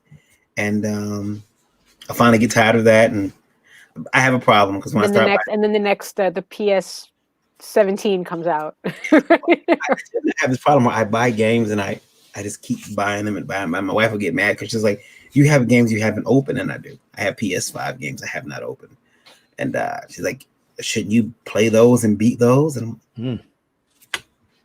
no, I mean, Jim says he saw the signs. What are you telling me to do? Yeah, really. What? And the reason why, and I'll let you guys go after this. The reason why is because of this. Years ago, when I was a little boy, my father had bought me Years ago. Yeah, years ago.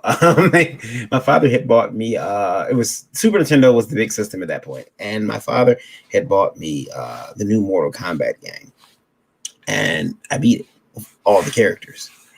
And I called him. I said, "Dad, could I get Killer Instinct?" And he's like, "You just got a game like 2 Saturdays ago." I said, "Yeah, I beat off all the characters. I'm bored." And You did like, what? You did I beat off all the characters because they're like, Oh, I thought you said you beat off all the characters. Oh boy. and he says, he's okay, you're gonna prove it. I'm coming home and you're gonna prove it to me that you beat that game with all the characters. And I show him, I beat it with 3 characters right there while he's sitting there. He's like, okay. So I learned at that point that if I beat the game, I can get a new game. And he got kind of upset because he's like, "You keep buying fighting games and they got like 8-9 characters you beat, and then you want me to buy another game? No, you better buy longer games. Why don't you buy a nice platformer, a nice action adventure RPG game?" Yeah. Why can't you play Zelda like the other kids? Yeah, play Zelda. Just give you a copy of Myst. Tell you, Oh here, yeah, right. Really. when you're done with this, let me know. That and X-Men Arcade Revenge, which was a rough game to pass, and he loved it because I couldn't beat Storm's level, so I couldn't get past. And for some reason, the smart folks over at was that Acclaim that made that game? It might not have been Acclaim, but everyone's level was different. But Storm's level, she was in the water and she was swimming. And it's like, why is Storm under? What game did you guys take the engine from? Mario Brothers. She's like swimming, and I'm like, I'm Storm. I should be. Oh, Echo the Dolphin. That's what they took it from. Then says, "See, if your dad bought Dreamfall, you wouldn't hurry so hard." Yeah. They're not their cell phone are. Yeah. GameStop is on their last leg. They are 1 or 2 more low quarter returns. Yeah, I'm surprised they haven't. They've been on their last leg for the last 2 years, though. Yeah. And I wouldn't be surprised if the game companies had a little to do with that, because GameStop was kind of like the bully of the video game companies. And when was it Microsoft? I think back in 2012 or 2013 said their next system would not allow you to play used games. GameStop flipped out. They flipped out on them, and like, you can't do that. You're going to destroy our business model because we sell used games. And they got to.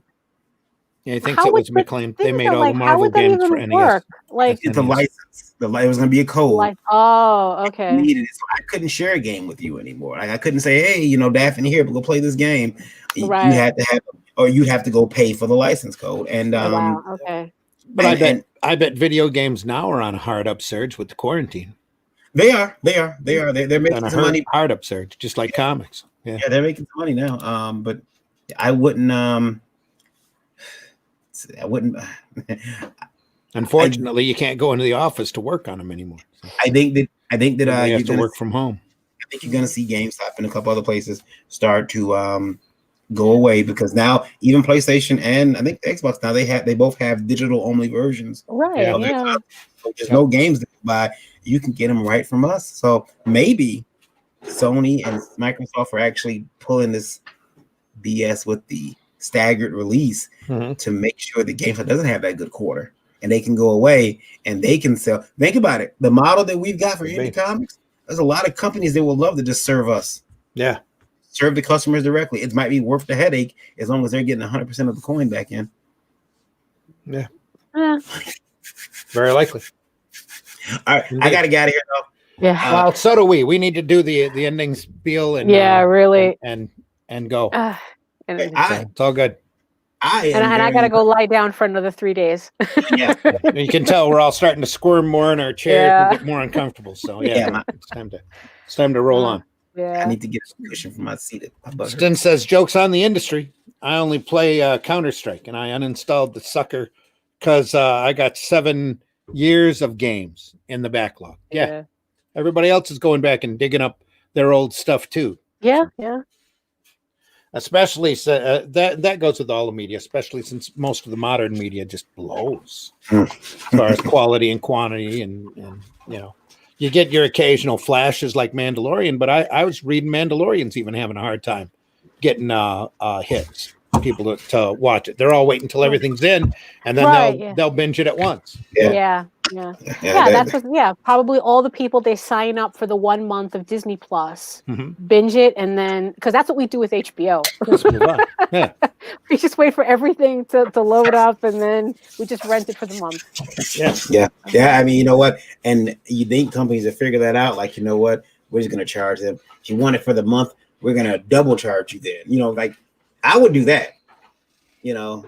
Because they could very, and maybe I shouldn't put this out there, but they could very easily adopt the Adobe model. Oh no, we told you it was $9.99 for the year. $9.99 a month if you sign up for the year. Yeah. Now you want a lot out? of the cable companies do. Yeah, you want out? All right, give me $150. Yep. Right? Yeah. People will say, okay, I'll stay. I'll pay the $10 a month. It's like your cell phone plan. Yeah. Good luck. Corey Scott says, I'm still playing City of Heroes. I am. Marv says, you still here? Wow, I'm back. Well, we're on our way out. We're on our way out, Marv. Now that you're here, we're leaving. So I'm Varian KYD_V on Twitter, Varian Grant on Facebook. You can find me at IndieVault. Find me on Facebook and Liberty Entertainment Distribution Group, ledg.us. And I'm all over. You're all over. You won't get a response from me today though at all. Once I get back home, you won't get a response at all. I'm not answering anything tonight. This afternoon. It's PS5 day. Yeah. Needs a couple of hours on that Miles Morales game, then he'll be okay. Right. Yeah. A couple hours. Who knows? It might suck to me. Who knows? It won't. But who knows? I might. I've heard that it's really good. So, yeah. Who are you, Daphne? Oh, me? Who am I?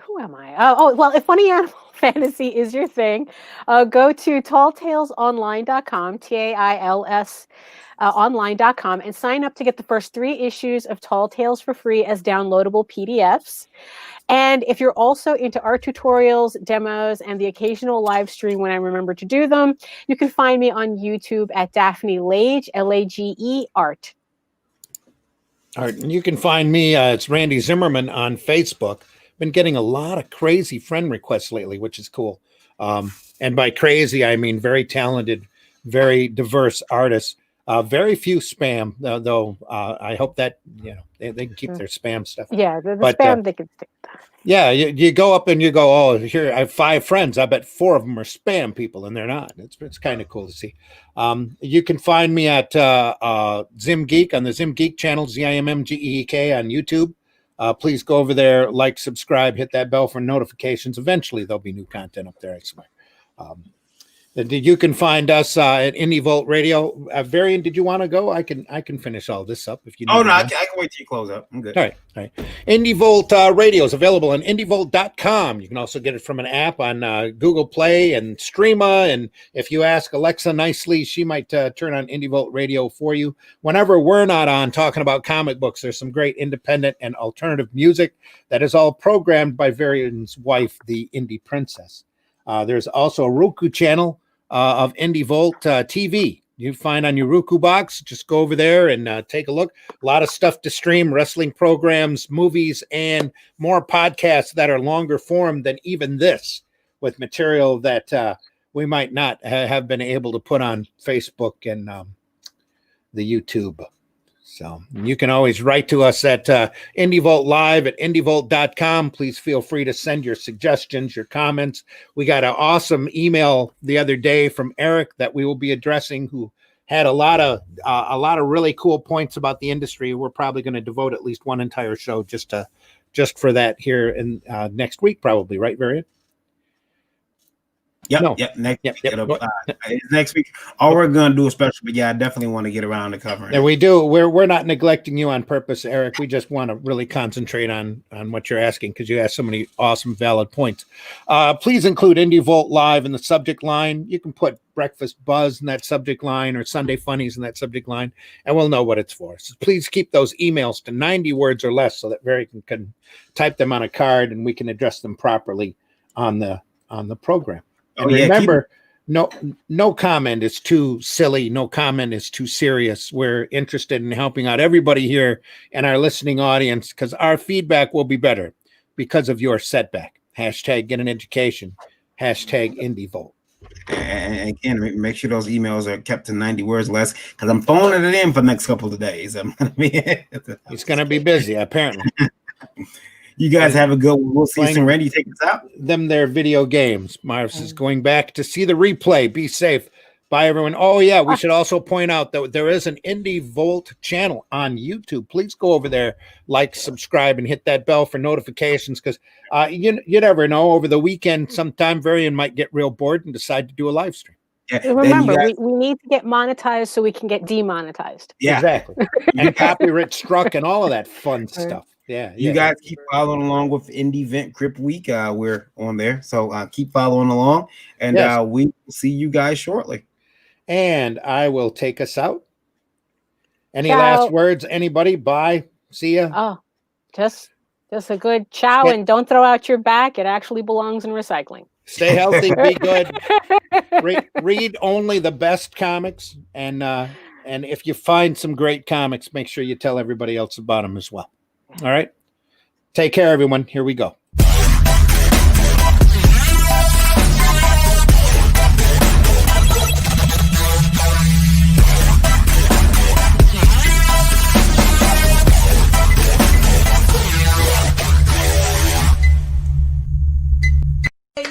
Yay! Think about what you've accomplished. Huh? How dare you? Huh? Then I'm all gravy, baby. Huh? And, who's your favorite Marvel Comics hero? Mine is Superman. Huh? What the fuck is the matter with people in this business? Huh? You bunch of losers! You're working with a professional here! Huh? Huh? Please get up and go home, will you? No, sir. I'm staying right here.